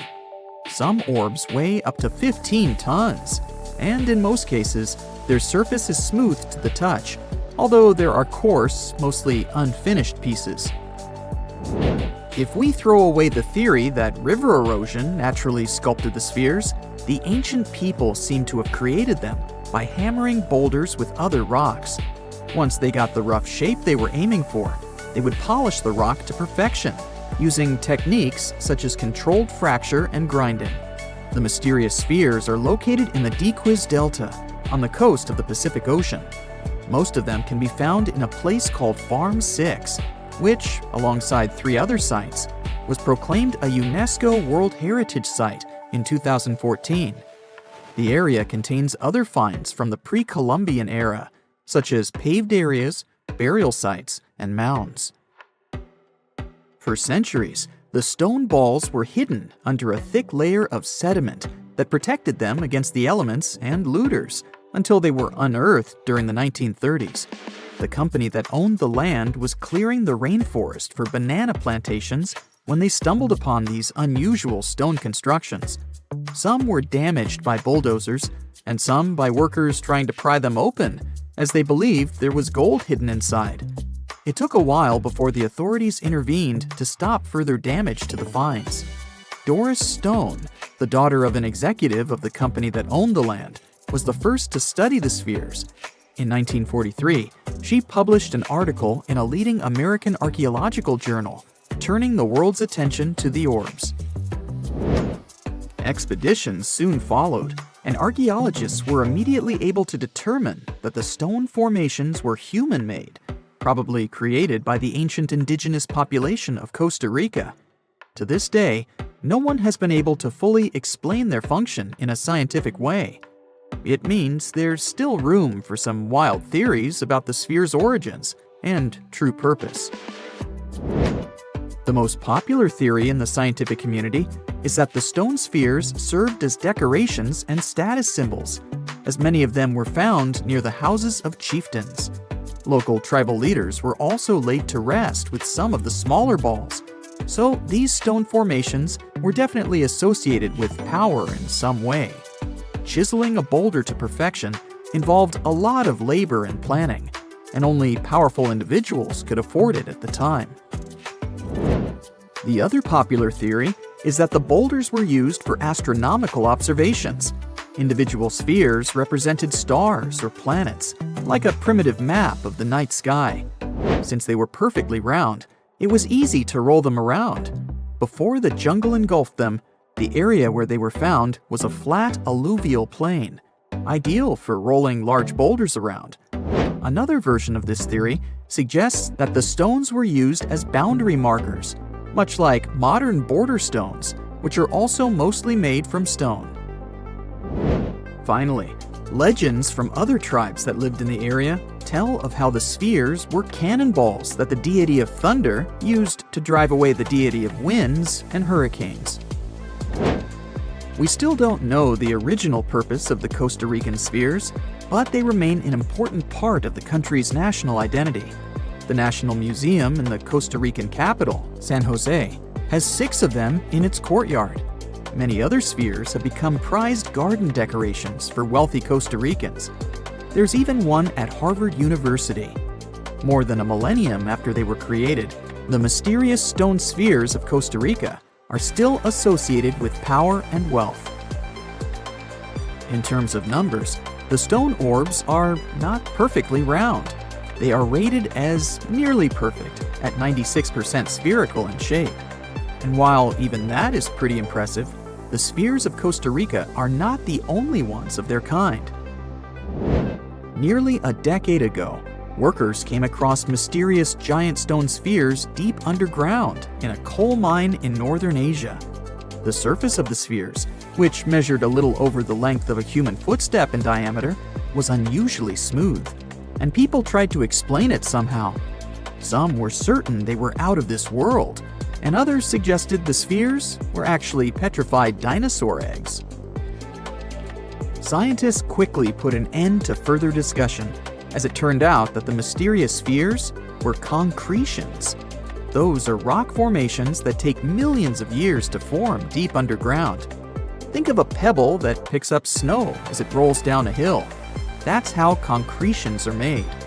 Groundwater, rich in sediment and minerals, flows around the sediment, slowly shaping it into a perfect orb.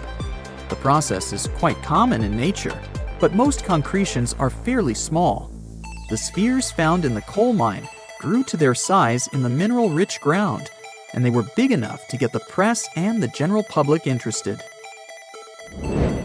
Another possible case of concretions is the massive stone spheres found in the Visoko Valley in Bosnia.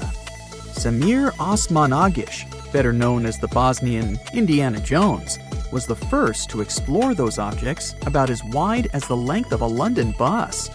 He believes the stone spheres were carved by a lost civilization that lived in the area 1,000 years ago.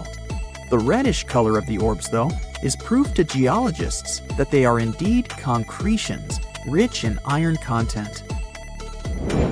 The Moki marbles, found in rural Utah, are similar in color to the Bosnian spheres. These tiny concretions are the size of toy marbles and consist of a sandstone core and a shell made out of hematite, an iron ore. In South Africa, miners have come across Klerksdorp spheres, which are similar in shape and size to Moki marbles. The only difference is that these ones formed inside volcanic sediments and ash. The most intriguing among human-made tiny spheres are probably the orbs found on several Greek islands. Scientists discovered 700 stones smaller than golf balls near the Bronze Age site of Akrotiri on the island of Santorini. They believe that the finds were between 3,600 and 4,500 years old.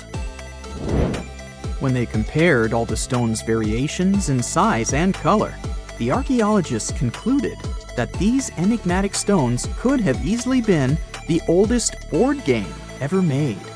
With the help of artificial intelligence, scientists are now trying to work out the rules of this game. Tunnels, metro, underground systems, and even secret passageways to the houses of the rich and famous. Why else do we need tunnels, you may wonder? To hide. Many cities have underground tunnels and even underground doppelgangers. Now let's make it clear. Those passages are normally not connected, contrary to the popular rumor claiming that it was possible to get from Scotland to Turkey using underground passageways built around 5,000 years ago. I mean, it sounds insane even today. Imagine building it back in the day. These tunnels have an official name, the Erdstall Tunnels, and they were most likely built in the Middle Ages. However, we still don't have the exact information about the date. The highest concentration of those tunnels are in Bavaria, Germany, but there are many of them in Great Britain and France too.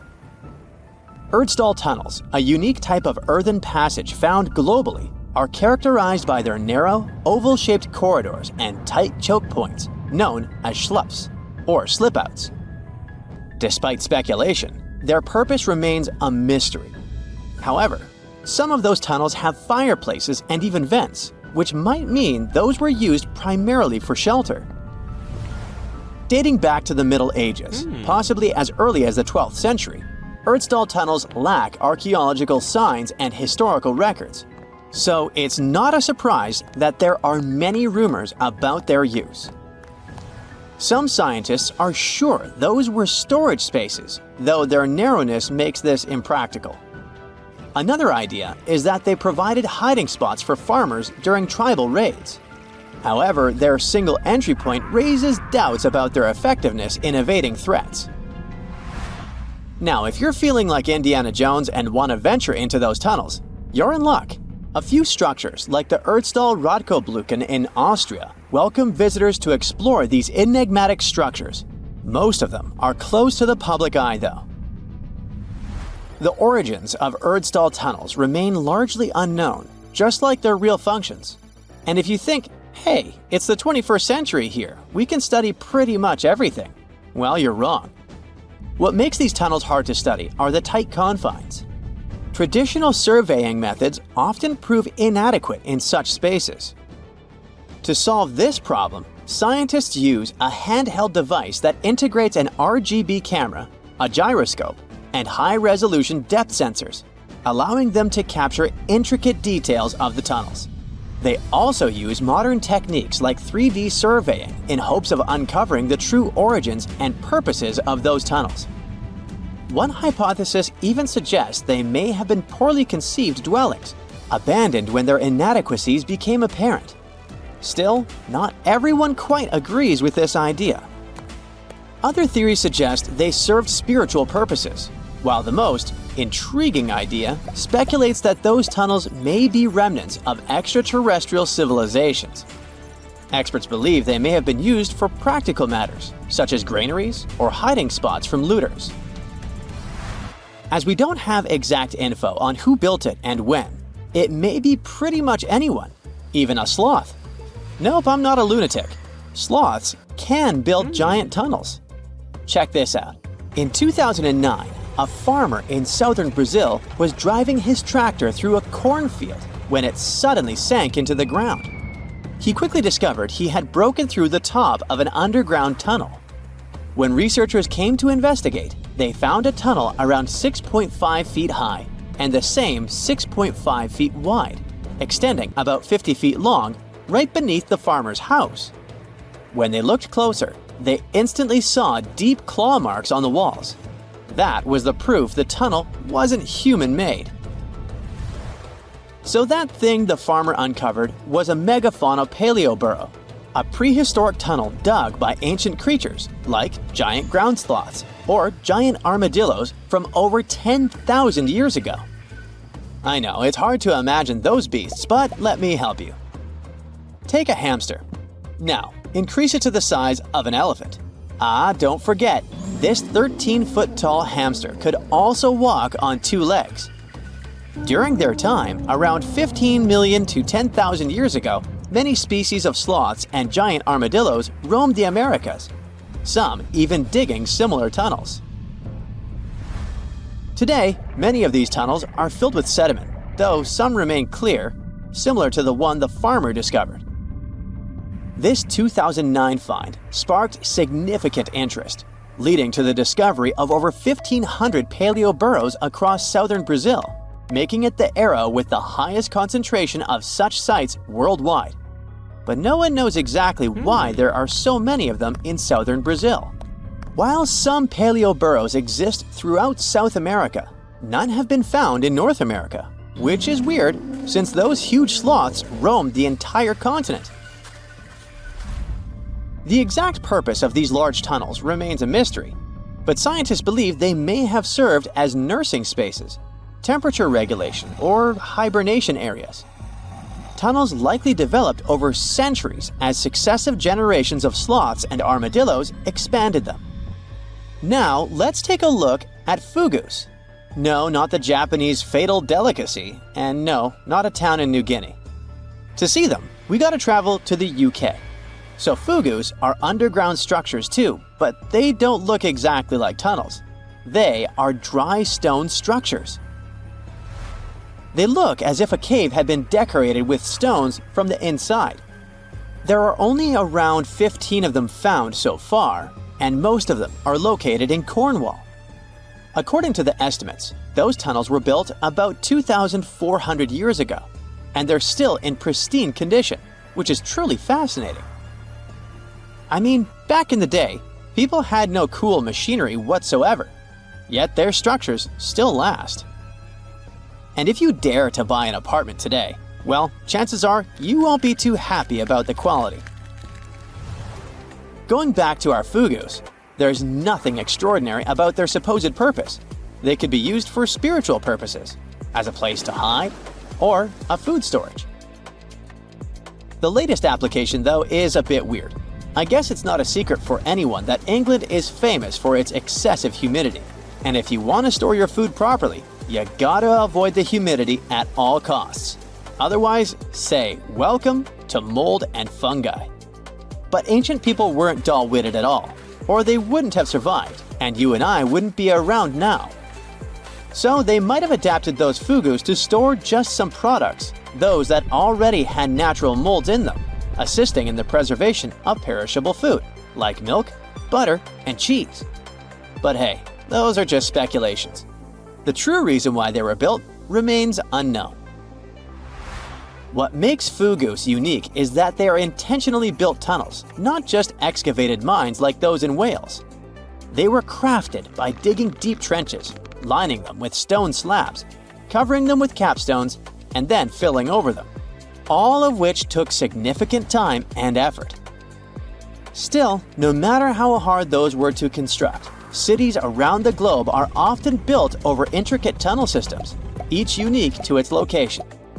For instance, Paris is famous for its extensive underground quarries, which were abandoned years ago, but still pose a risk of collapse in certain areas above.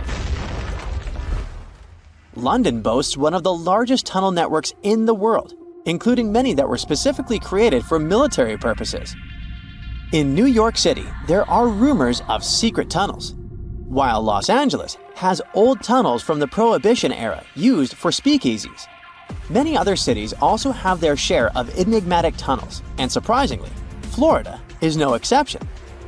It happened in the year 2011 in Ybor City. Near a former post office, flooding uncovered something weird, a section of an unknown structure. Back then, people didn't pay much attention to that, so it took another 7 years to discover something truly fascinating.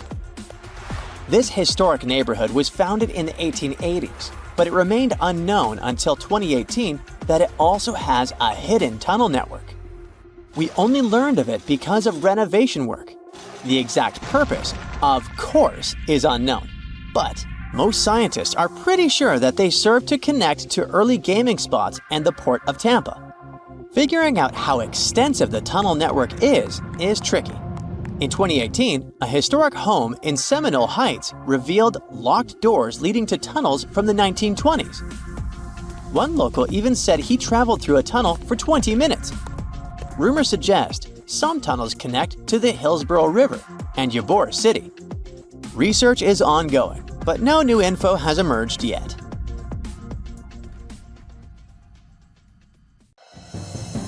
There's this interesting ancient site near St. Louis, Missouri, that a lot of people don't know about.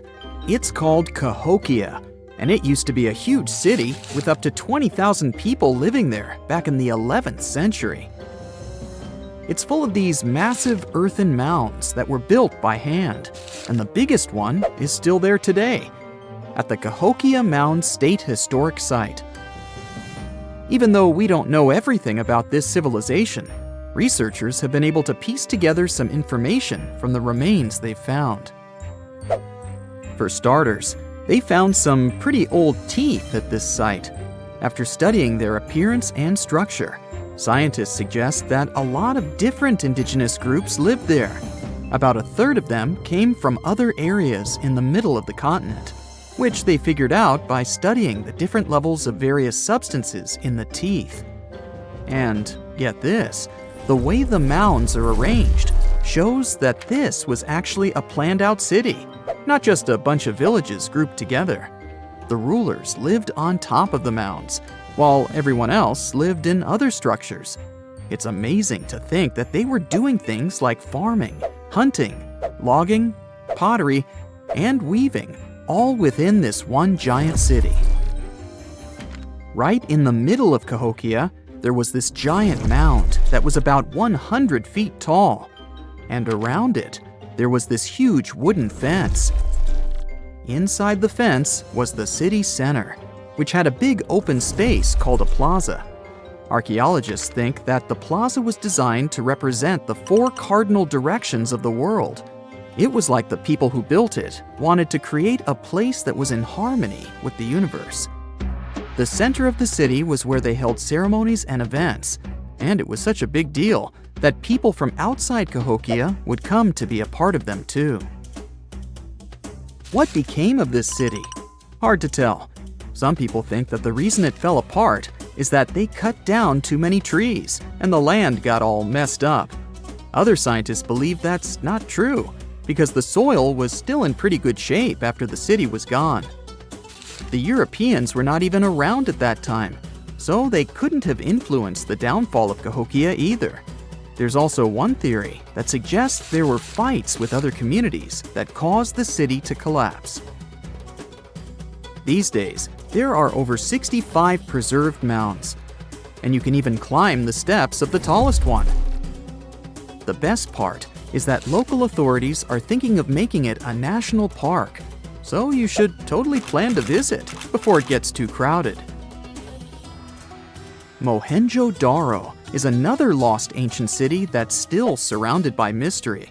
Located in modern-day Pakistan, it was a city that flourished during the Bronze Age, and it was extremely advanced for its time. It had things like water systems and fancy architecture that other cities didn't have back then. Despite these features, it's not as well known as other ancient cities, like those in Egypt or Mesopotamia. What's even weirder is that at some point, the city was abandoned, and no one knows why. Archaeologists found the city in 1911, but it took a while for them to realize how important it was. Eventually, they uncovered a lot of really interesting things about the city, like its advanced sanitation system. Excavations uncovered over 700 wells, as well as private baths and a large communal bath. Remarkably, even private homes had toilets, and waste was efficiently disposed of through a city-wide sewage system. They also had a lot of trade connections and made some really beautiful objects, like pottery, jewelry, and figurines that were sold all over the region. Despite its amazing culture and knowledge, scientists have yet to figure out why the city was abandoned. Some people think changes in the nearby river might have had something to do with it. The writings that the people of Mohenjo-daro left behind are still a complex code, even for the most skilled specialists, making it even harder to piece together their history. Have you heard of the lost city of Kolmanskop? It used to be a small settlement in the Namib Desert. Legend has it that it got its name from a man named Coleman who got stuck in the local dunes and was never seen again. But that's not the interesting part. In 1908, a railway worker found a shiny stone and showed it to the chief railway foreman, who turned out to be a hobby mineralogist. They discovered it was a diamond, and soon, Kolmanskop became the richest town in Africa and one of the richest places in the world. It had luxurious stone houses, a school, a hospital, and even an ice factory to produce ice for fridges. The hospital had the first X-ray machine in southern Africa, which was supposedly used to check if workers were illegally swallowing diamonds. Its popularity began to decline in the late 1920s when another diamond-rich location was discovered nearby. Most of the inhabitants soon began to flee the city in search of a better life, leaving the buildings abandoned. In 1938, all machinery was taken south and the town was left to the desert. The last inhabitant left Kolmanskop between 1956 and 1960. The hot climate and low humidity have preserved the structures over time, and tourists can now visit this desert ghost town. You've surely heard about this next ancient city, Machu Picchu. It's this incredible ancient location in Peru. It stretches across a huge piece of land in the Andes Mountains and sits high above sea level. It's even considered one of the wonders of the modern world. But here's the thing. Scientists aren't exactly sure what it was used for. It could have supported up to 750 people, but there aren't a lot of human clues left behind. Some people think it was more of a spiritual or ceremonial place, while others believe it may have been like a fancy spa retreat for the nobles. The extensive terraces might mean it was used for crop testing or as a trading hub. And there's even a theory that it was used as a prison because they found a cell-like area too. It's amazing that even today, Archaeologists and historians are still puzzled about how it was built. Did you know that they probably didn't even use wheels for transportation? And those massive granite rocks were somehow pushed up the steep Andean mountains, even though most of them weighed a lot.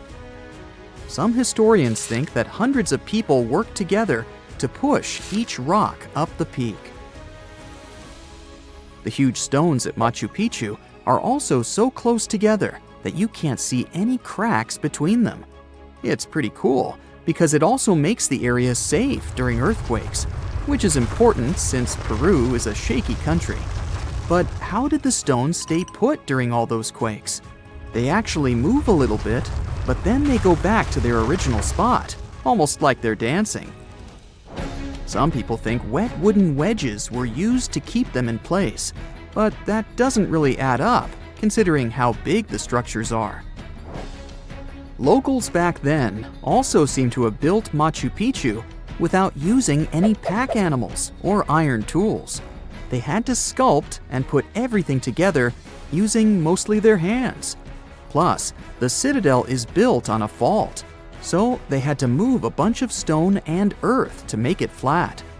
Scientists also think that the real construction is actually underground because of the deep foundations and drainage system. In fact, there's a hidden water system that was just recently discovered using 3D scanning. They didn't even use mortar to put the granite blocks together. They were so precise that you can't even fit a sheet of paper between them. One theory suggests that people that lived there used stone tools made of a harder material than the stone they were cutting. In 2011, scientists from Chile found a weird-looking fossil in Antarctica that looked like a squashed football. Almost 10 years later, the rock just sat on a shelf in Chile's National Museum of Natural History with no specific label. It went by The Thing in the museum because it looked like something from a science fiction movie.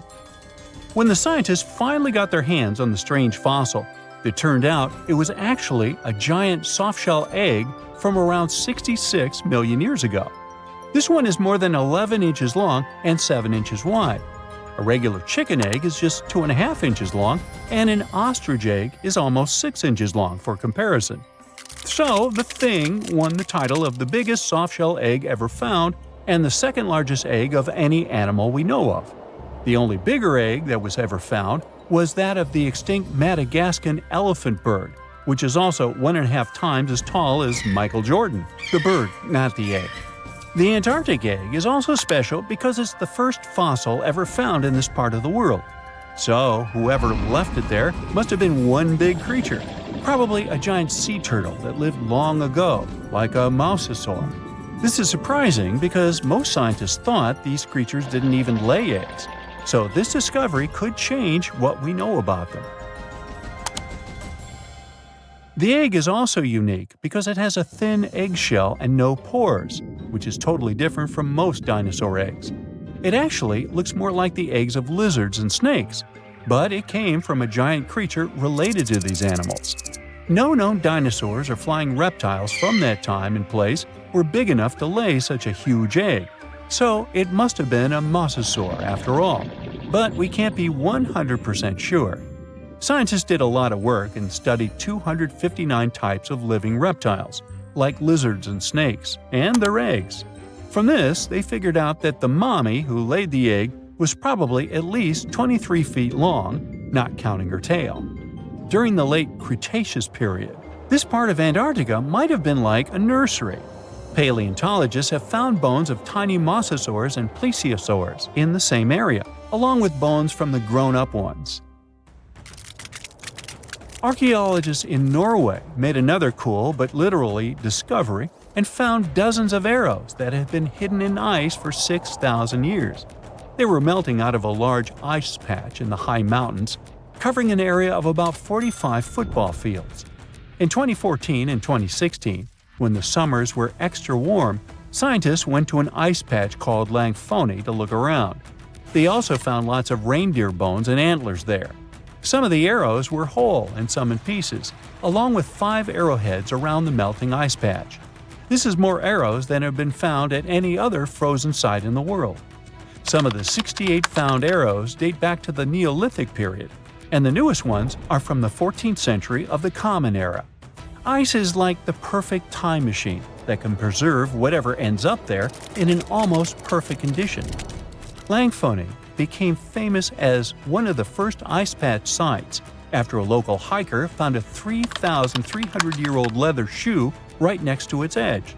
Scientists are studying places like this to understand how people used these sites and how the ice patches from Norway to North America changed over time.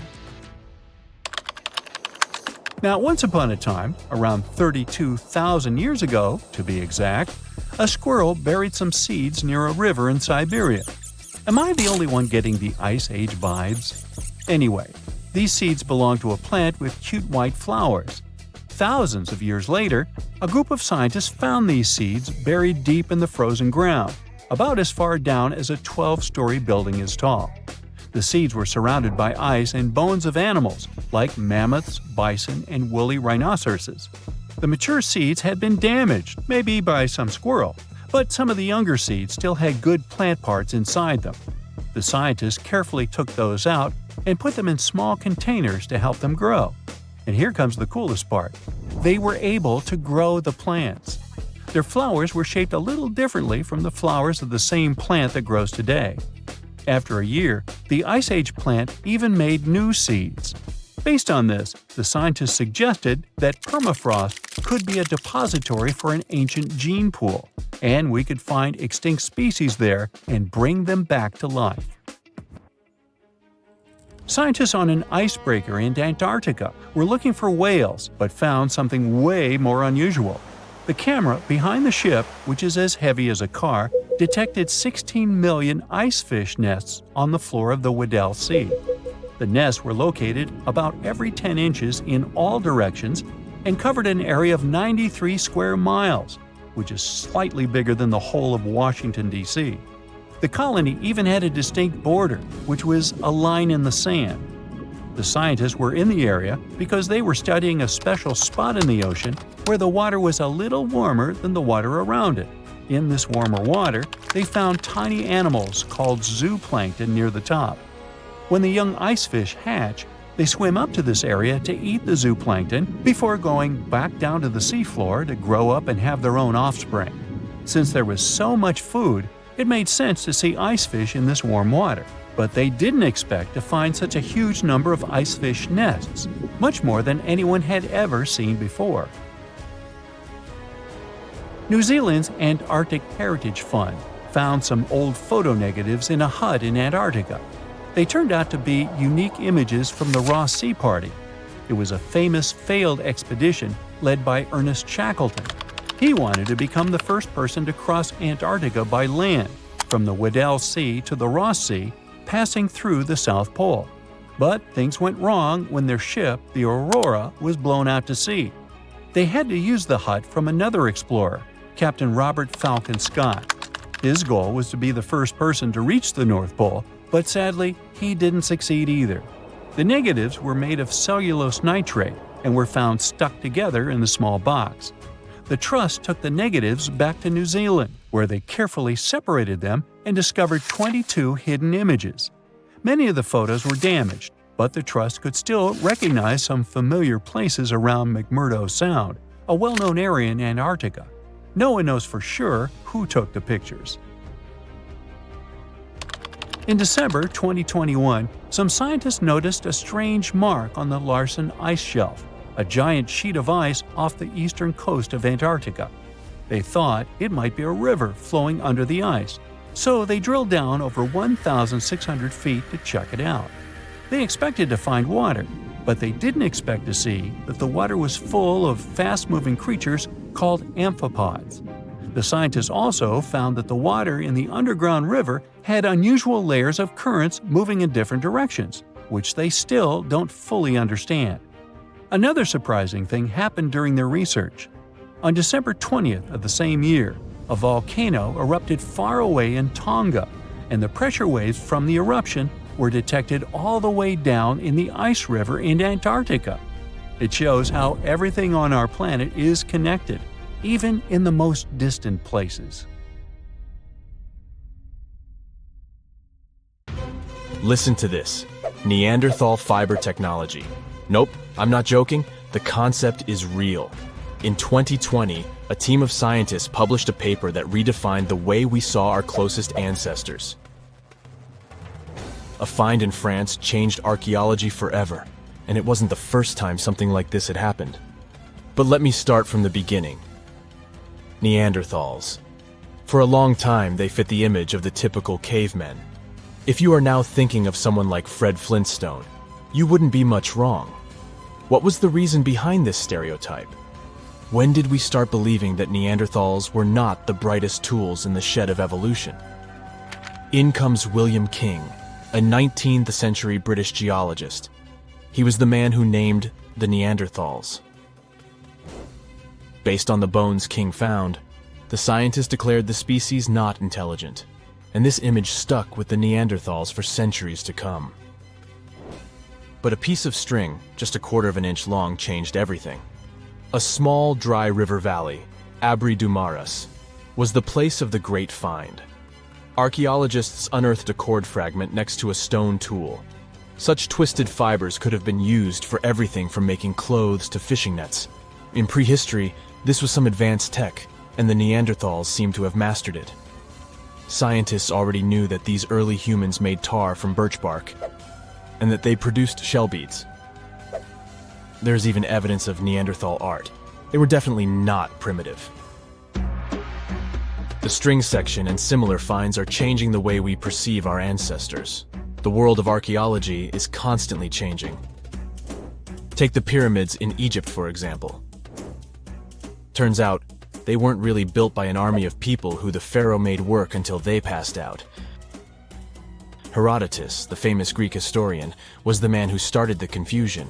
He claimed, in 500 BCE, that 100,000 men took part in the construction of the Great Pyramid in Giza. He made no mention of who they were and why they were building the pyramids. That's how the myth started. Huge stone slabs pulled by humans, driven by a foreman with a whip. But Egyptologists would beg to differ. Those are the scientists who study ancient Egypt's culture. Fairly recently, they uncovered a workers' village that told a different tale. Yes, there was evidence of hard work on the workers' bones, but the construction industry is demanding even today. It took almost 6 years for 12,000 workers to complete the world's tallest building, Burj Khalifa. Back in Egypt, 3 times more workers finished the Great Pyramid in around 2 decades. An impressive feat of ancient engineering, wouldn't you agree? Superiors looked well after the Egyptians who built the pyramids. Their diet was rich in protein. They had medical care and they got paid properly. In fact, they lived better than the non-working population. And they lived with their families near the construction site. Archaeologists know all this because they unearthed bakeries and dormitories with bread jars and other goodies. Looks like the pharaohs were okay employers after all, and the job market wasn't that terrible. They also kept detailed papyrus records of the build and hieroglyphs. You and I wouldn't stand a chance of reading these letters that resemble images. Egyptologists had the same problem. For over a millennium, no one had used this type of font. And it's not like there was an English ancient Egyptian dictionary you could open and find meanings of words. But all this changed in 1822. A couple of decades before, the French found a broken slab of black granite. The stone contained one text in 3 scripts: Ancient Greek, Egyptian hieroglyphs, and Demotic. The last one was also the Egyptian language, but in a simplified script. Scientists dated it back to 196 BCE. The content is a religious proclamation. A French philologist and Orientalist, Jean-François Champollion, was the first one to crack the code. You see, people haven't forgotten ancient Greek letters. The Frenchman successfully matched the Greek letters with the ones in the Egyptian script. And voila, we were finally able to read hieroglyphs. The name of the piece of granite that made it all possible was the Rosetta Stone. The importance of its discovery went beyond archaeology. The word Rosetta Stone even entered the English dictionary. It represents a discovery that helps people understand an enigma that has been puzzling them for a long time. There are similar games. A symbol is attached to a particular message. Then you have to decode the message by replacing the symbol with a corresponding letter. In a nutshell, this is what scientists did with the Rosetta Stone more than 2 centuries ago. Do you know what is the oldest deciphered language in Europe? It has an unattractive name, Linear B. The script belongs to the Mycenaean Greek language. It predates the ancient Greek alphabet by several centuries. You can easily guess which script it is descended from. Linear A. The people from Crete used Linear B more than 1,000 years ago. During the Late Bronze Age, the Greek civilization that used the script vanished. There was no one who could read Linear B, and more importantly, no one knew it existed in the first place. This was about to change during the first years of the 20th century. A British archaeologist by the name of Sir Arthur Evans excavated a vast palace complex at Knossos, Crete, Greece. This was the center of the Minoan culture that created the enigmatic script. The palace boasted some 1,300 rooms. They had colorful paintings of dolphins, griffins, and bulls. All of these captivated the archaeologist's imagination. But their biggest find was at first overlooked. Thousands of slabs of baked clay. The fire that brought down the palace helped preserve the tablets. It was impossible to read the slabs, though. They were written in an unknown language. The scientific community had to wait for another half a century before Michael Ventris cracked the code. He was an English architect and cryptographer. Ventris studied Greek and Latin. While attending the famous archaeologist's lecture, the young man decided to solve the puzzle of Linear B once and for all. He managed to do so in 1952. One of Ventris's most amazing discoveries was that the script was an archaic form of Greek. But cryptology still hasn't solved the code of Linear A. This writing system will remain a mystery until a motivated young person like Michael Ventris comes along. They wouldn't have to be a professional archaeologist. Basil Brown certainly wasn't. Yet in 1939 he discovered the richest early medieval tomb in Europe. This happened in Sutton Hoo in the southeast of England. This wasn't an ordinary tomb made out of stone. It was a full-size ship, 3 times as long as a London double-decker bus. And that's not all. Apart from its main purpose, the ship was full of riches. Deluxe hanging bowls, feasting vessels, gold and dress accessories, and luxurious textiles were just some of the treasures found. Archaeologists were also amazed by the silverware from distant Byzantium. You probably know this city as Istanbul, Turkey. Even in our age, it's several days' drive from Sutton Hoo. Just imagine how much time and money it cost to import a silver plate in the 7th century. That's when the ship went down, according to archaeologists. The English couldn't have done it. At that time, there was no England. The people living in the British Isles at the time were the Anglo-Saxons. Perhaps the ship from the grassy mounds in Suffolk belonged to one of their kings? We will never know. The local acidic soil did away with any possible evidence, or no one laid there in the first place. It could have been a cenotaph, which is a monument constructed to honor an important person. The archaeologists still don't have a definite answer. But what they have found at Sutton Hoo shed light on the Dark Ages. Before the discovery of the ship, they knew little about what had been going on in Britain after the Romans left. Now, the image of the early Anglo-Saxon society was much clearer. Perhaps the English soil will be the site of the next great breakthrough in archaeology. Ooh, so check this out. Researchers just found some super old footprints from a family of extinct humans, like we're talking 300,000 years ago.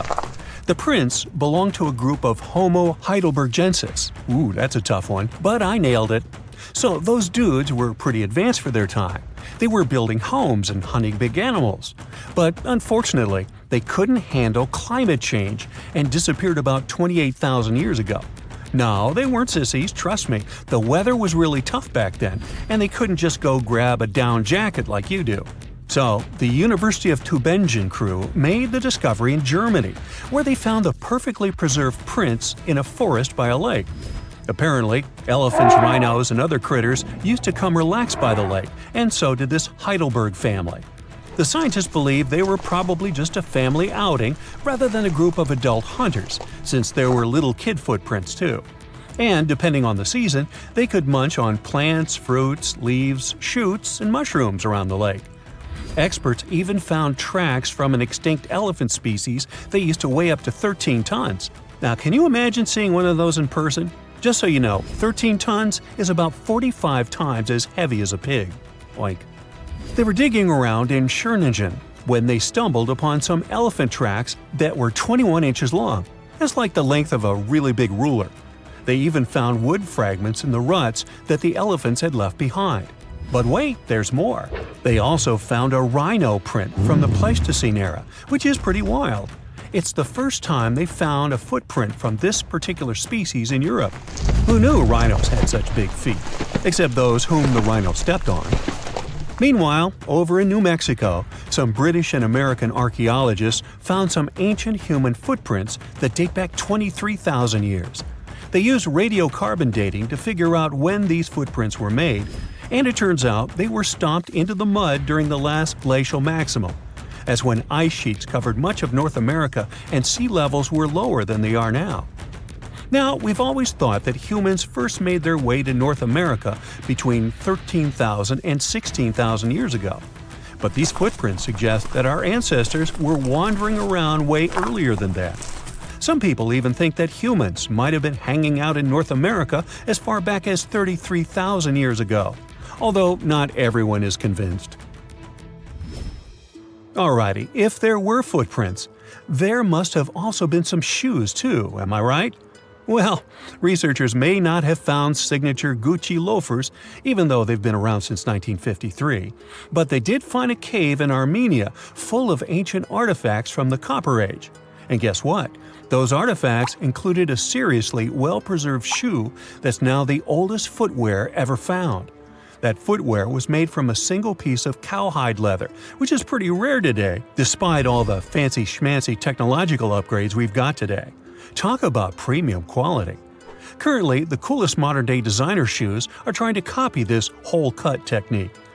The shoe was also rubbed with some kind of plant or vegetable oil for extra durability, and it even had shoelaces that crisscrossed through a series of holes, just like our beloved sneakers today.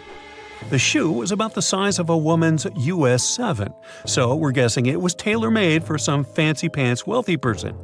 Can you imagine rocking these feet whips back in the day? They were possibly the talk of the town. Now, since we're talking about shoes, have you ever had that gross feeling when you step in something sticky? Especially if you're wearing a brand new pair of white sneakers? No, not what you're thinking. I'm talking about chewing gum. It's a total buzzkill to have it stuck to your shoe. A super cool British archaeology student named Sarah Pickett found a 5,000-year-old piece of Neolithic chewing gum made from birch bark tar while on a dig in Finland. It even had tooth marks in it. Who knew our ancestors were into chewing gum too? Apparently, birch bark tar has antiseptic properties, so it's believed that Neolithic peeps chewed it to help treat mouth and gum infections. So it looks like people have been spitting out gum since the beginning of time. Ah, what a tradition. Prehistoric designers had way more than just shoes to offer to prehistoric fashionistas. You're not going to find such a statement piece in the mass market, and I'm not sure about high-end boutiques either. Yep, it's supposedly the oldest purse ever found, and yep, those are dog teeth used as decorations for a handbag. According to one of the archaeologists, these teeth were all the rage back in 2500 BCE. People were putting them on everything, from clothes to jewelry. But this particular handbag was something special. It had over a dozen sets of teeth and was super fancy, which means whoever owned it was perhaps a VIP. Unfortunately, the purse itself didn't survive the test of time. All that's left are these teeth, pointing in the same direction and looking like a modern-day handbag flap. It must have been truly chic back in the day, but it's a good thing we've moved on to more humane materials for our accessories. Did you hear about the dino-sized discovery on Yorkshire's coast? Yep, sometimes scientists discover not human footprints, but dino footprints. This time, they found a record-breaking dinosaur print that could have been left by a predator taking a break 166 million years ago. Can you imagine a T-Rex lounging on the beach with a smoothie in hand? This 3-foot-long fossil, spotted in Bermuda Bay near Scarborough, is the largest ever discovered in the region. The team of researchers who studied the track concluded that it was made by a giant carnivore like a megalosaurus. That's one big and hungry dino.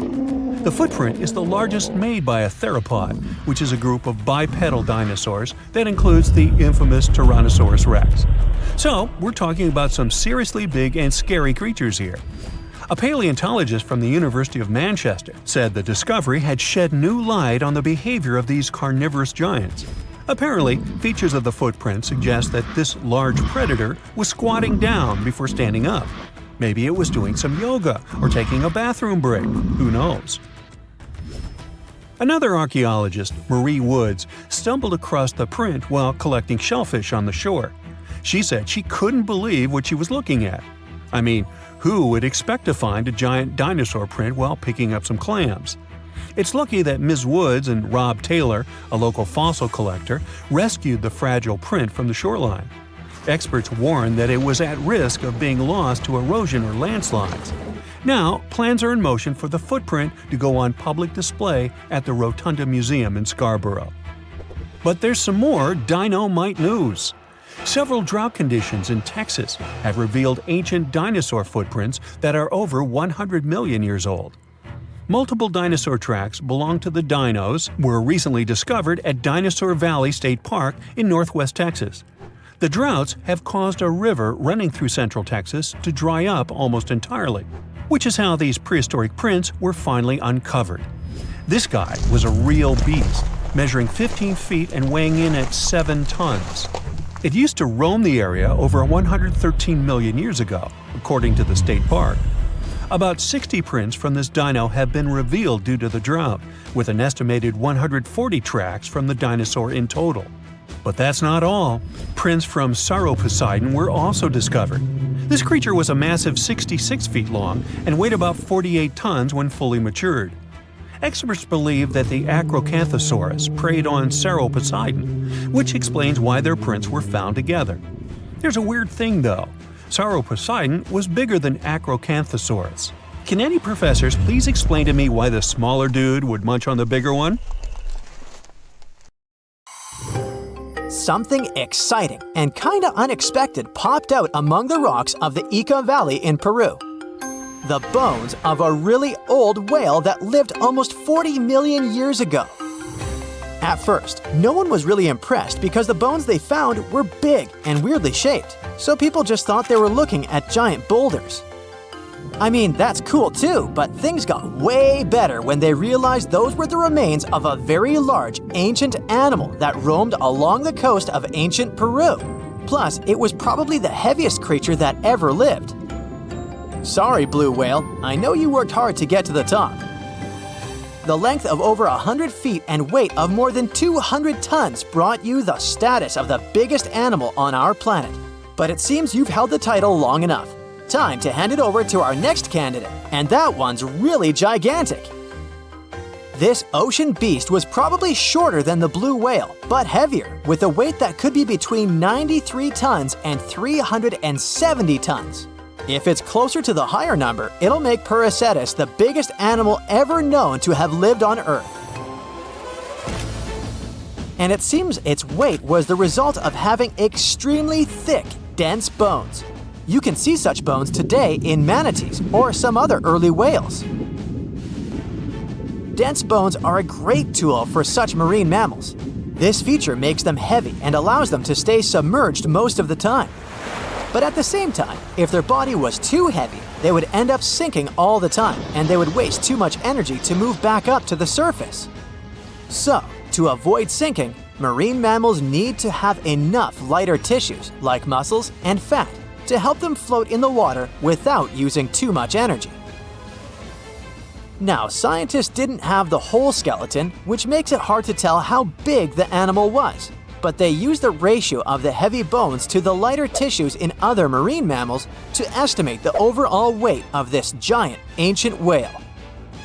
Experts found these fossils about 13 years ago and spent the next decade freeing the whale from the rock. Its anatomy and age showed this whale was a cousin of Basilosaurus, a whale that had a long snout full of sharp teeth, and a sleek body similar to that of an eel. Even if Paracetus wasn't bigger than the blue whale, it was still a giant that ruled the ocean depths. Unlike modern whales, there's a possibility that this ancient fellow was a predator that liked to go after bigger prey. And this also changes how we see the history of whales. Scientists used to think these magnificent creatures became really big about 5 million years ago when they started eating lots of small creatures. But here's the proof that giant whales existed even before that. But it's still unclear how this whale managed to find enough food to sustain its enormous body. Plus, it's still hard to tell what exactly this ancient creature had on its menu. It was pretty large and not such a fast swimmer, so it's possible it searched for food in shallow waters. Then it probably ate crustaceans, clams, or some other small animals hiding in the sand. One theory says it was a scavenger, which basically means it munched on remains of everything that would come its way. It's not so unusual to find marine animals in deserts. Many of these regions used to be covered with water anyway.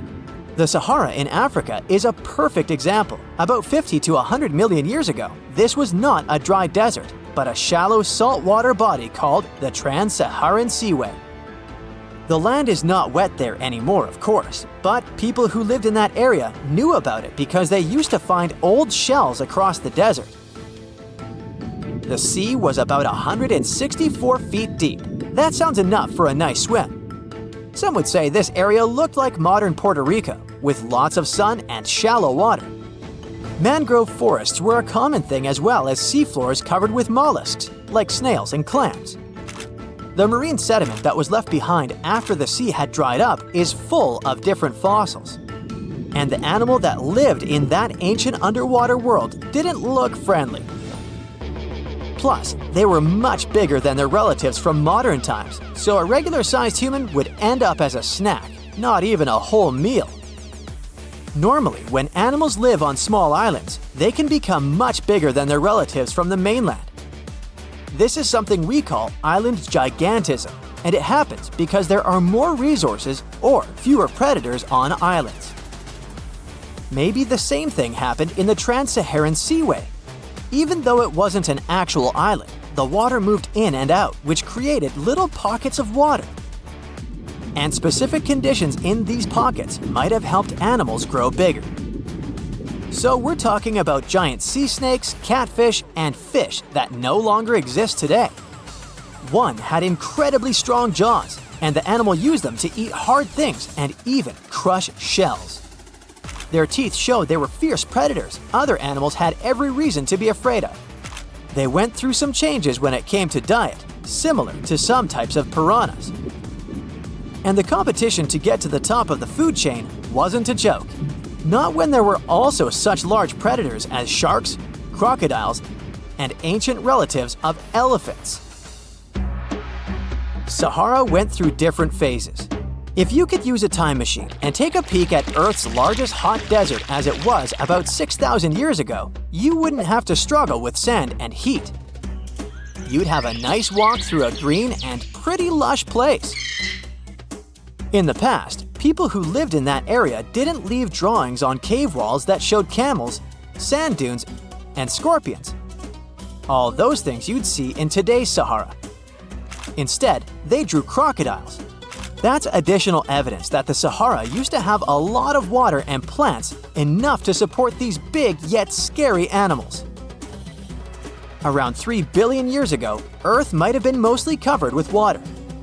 Today, it's about 71% of its surface, but it seems that our planet used to be a giant ocean world with no continents at all, just some scattered islands. Scientists studied special rocks in Western Australia that formed in a place deep under the ocean called a hydrothermal vent system. To explain this better, it's important to mention two common oxygen types, O16 and O18. O18 is heavier because it has extra neutrons. O16 evaporates from water more easily, and as researchers studied an old ocean floor, they found a lot of O18. more than in today's oceans. This way, they realized ancient Earth had less dry land than Earth today. Australia is a good spot to conduct these studies because a long time ago, it also used to be a beautiful place with large animals and lush rainforests. But as time went by, the land became drier and Australia had more deserts formed, such as the Great Victoria Desert. Rainforest remained only on the edges of the continent. What happens with deserts across the globe is called desertification. That's when land that used to be good for growing things turns into a desert or something similar. Our planet changes over time, together with its climate. But desertification also happens because of human activities, like mining, farming, and building cities. And when land turns into a desert, it's a problem because it can't support people and animals anymore. Food doesn't grow there. There's not enough clean water, and animals lose their homes. To help with this problem, there's a plan many countries agreed to. They decided to work with farmers to take care of the land, fix damaged areas, and manage water better. All in all, to make our planet a better place for life. An ancient computer stood dormant underwater for thousands of years. When it was first discovered in the early 1900s, people confused it with a boring lump of metal and wood. But once it was properly studied, the Antikythera mechanism shook up what we knew of the ancient Greeks and their knowledge of astronomy. Is it really a computer? Depends on what you consider one to be. We know that the first mechanical device of this kind was designed in 1822 and could only help with simple calculation. The Antikythera mechanism also doesn't have a keyboard or screen. It's made out of 3 bronze pieces featuring intricate designs, gears that resemble those of a clock, and a ring with degrees, similar to a protractor. No other similar devices can be traced so far back in time. X-rays needed to be invented before scientists could figure out this device. They soon learned that the Antikythera mechanism was probably used to track stars and planets. Here's how it worked. Inside its wooden case were lots of tiny gears. They weren't for telling time, but rather for predicting astronomical events. It gave the user unique knowledge of where every planet, the sun, and the moon would be at any given time. By turning a button, it was set in motion, and it would show how the celestial bodies moved. One of its biggest mysteries is those planetary pointers. It's common knowledge these days that planets owe their specific movements because they're orbiting the sun for the most part. Some believe the Greeks back then weren't that advanced with their astronomy to know this.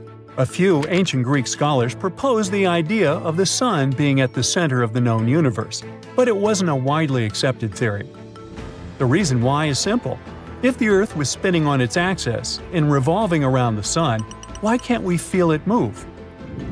Some parts of the Antikythera mechanism may still be at the bottom of the sea, while others may be lost forever. So we may never know the truth about its purpose. The official story about the first battery? That it was invented somewhere around the 1800s. It was made of interlaying copper and zinc discs that had a piece of cloth between them, dipped in a special chemical concoction that conducts electricity. Some archaeologists claim they've uncovered a battery 10 times older, called the Battery of Baghdad. So it could be that the technology for inventing batteries was hiding under our noses. At first glance, the ancient Battery of Baghdad looks like a random clay pot. What makes it special is its composition, a set of weirdly nested artifacts. Inside this pot was a copper cylinder, enveloping an iron rod. The rod would have poked through the jar's lid. The artist and archaeologist who found this unusual device never left a detailed account of where, when, or how he stumbled upon it. But the widely accepted theory is that the object was unearthed in what's now known as Baghdad in Iraq. Another thing most specialists can agree on is that it can be traced back to the ancient city of Ctesiphon. Its exact age, though, remains a mystery. Some say it's over 2,000 years old. Others say it's a mere 1,400 years old. Even at the later end of the spectrum, It still significantly predates the first electric battery that's just a couple of centuries old. Since there's no official record accompanying the artifact, there's a chance we'll never know what its purpose was. So where did this idea of it being a battery come from? It all has to do with those two metals found inside with differing electropotentials, which is a key component of batteries. There's also evidence suggesting that the jar once held an ionic solution, acting as an electrolyte, the substance needed in batteries to carry the electric current. Tests on the jar's corrosion hint that it may have contained substances similar to vinegar. Even if we agree that it's an ancient battery, this artifact could have only generated a mere volt or so. But the ancient humans didn't have TVs or dishwashers, so what did they need a battery for? A lot of theories came up. Throughout history, civilizations have explored the applications of electricity in medicine. For instance, the ancient Greeks found relief from pain by placing electric fish on their feet. Ow! Another intriguing idea says such batteries were placed inside statues to create a buzzing effect, adding a mystical dimension to spiritual practices. There was even an idea that suggested the battery was used in gilding, the process of coating one metal with another. This method was used by jewelers back in the day. If it wasn't used for providing electricity, the Baghdad battery was probably a container for special scrolls. Then the iron rod would have been the core for the scroll, wrapped around it before being placed inside the copper tube. In other parts of the world, it's a little coin that seems to have time-traveled. In 1957, an interesting piece of metal was discovered in Maine by an amateur archaeologist. At first, he believed it was just a basic English coin from the 1100s. Years went by before the coin was properly studied, until 1978, when a local magazine decided to feature the coin in an article titled, "Were the English the First to Discover America?" A coin expert from London took one look and knew something was off. The coin didn't look English at all, but rather like a Norse penny, dating back to the late 11th century. How did a Viking coin end up in Maine? A Norwegian coin expert then paid a visit to the Maine State Museum to inspect the artifact up close, and confirmed its authenticity. How it got there remains a mystery. Some speculate that it traveled through trade routes, exchanging hands until it wound up in Maine. Others think it might have been part of a larger Viking settlement that we've yet to uncover. But then there are the skeptics who think there's something fishy. That initial amateur that discovered the coin had some connections that could have helped him get his hands on a Norse penny. Plus, around the same time, there was a whole bunch of Viking-related hoaxes floating around. The idea of Vikings cruising around America isn't entirely new, though. Icelandic sagas have hinted at it for centuries. But it wasn't until the discovery of an archaeological site in Newfoundland that people started taking it seriously. It still doesn't confirm if the penny was legit or not. The city of Rockwall in Texas is famous for its live music and family-friendly vibe. But it got its name from a curious rock formation still shrouded in mystery. Beneath the city's surface lies a series of hard mineral stones stacked in a way that resembles a massive wall of rocks. For more than a century and a half, people have pondered the origins of this mysterious structure. Could it be the handiwork of ancient humans, left behind as a testament to their ingenuity? Or is it simply a natural phenomenon, shaped by the forces of geology over millions of years? The formation has been spotted in over 10 different locations around the city, stretching both above and below ground. In their quest for answers, scientists have conducted various tests on the rocks that make up the wall. One geologist suggested back in 1901 that the formation was just a naturally occurring sandstone dike. Subsequent studies have supported this idea, with experts from the University of Texas at Dallas confirming that the rocks formed over millions of years through the deposition and hardening of sediment. Despite the scientific consensus, there are still those who believe there's more to the rock wall formation. Tales of steps, archways, and even corridors have circulated for decades, supported by old newspaper reports and local folklore. Some claim to have seen strange markings on the rocks, while others speak of mysterious metal objects embedded in them.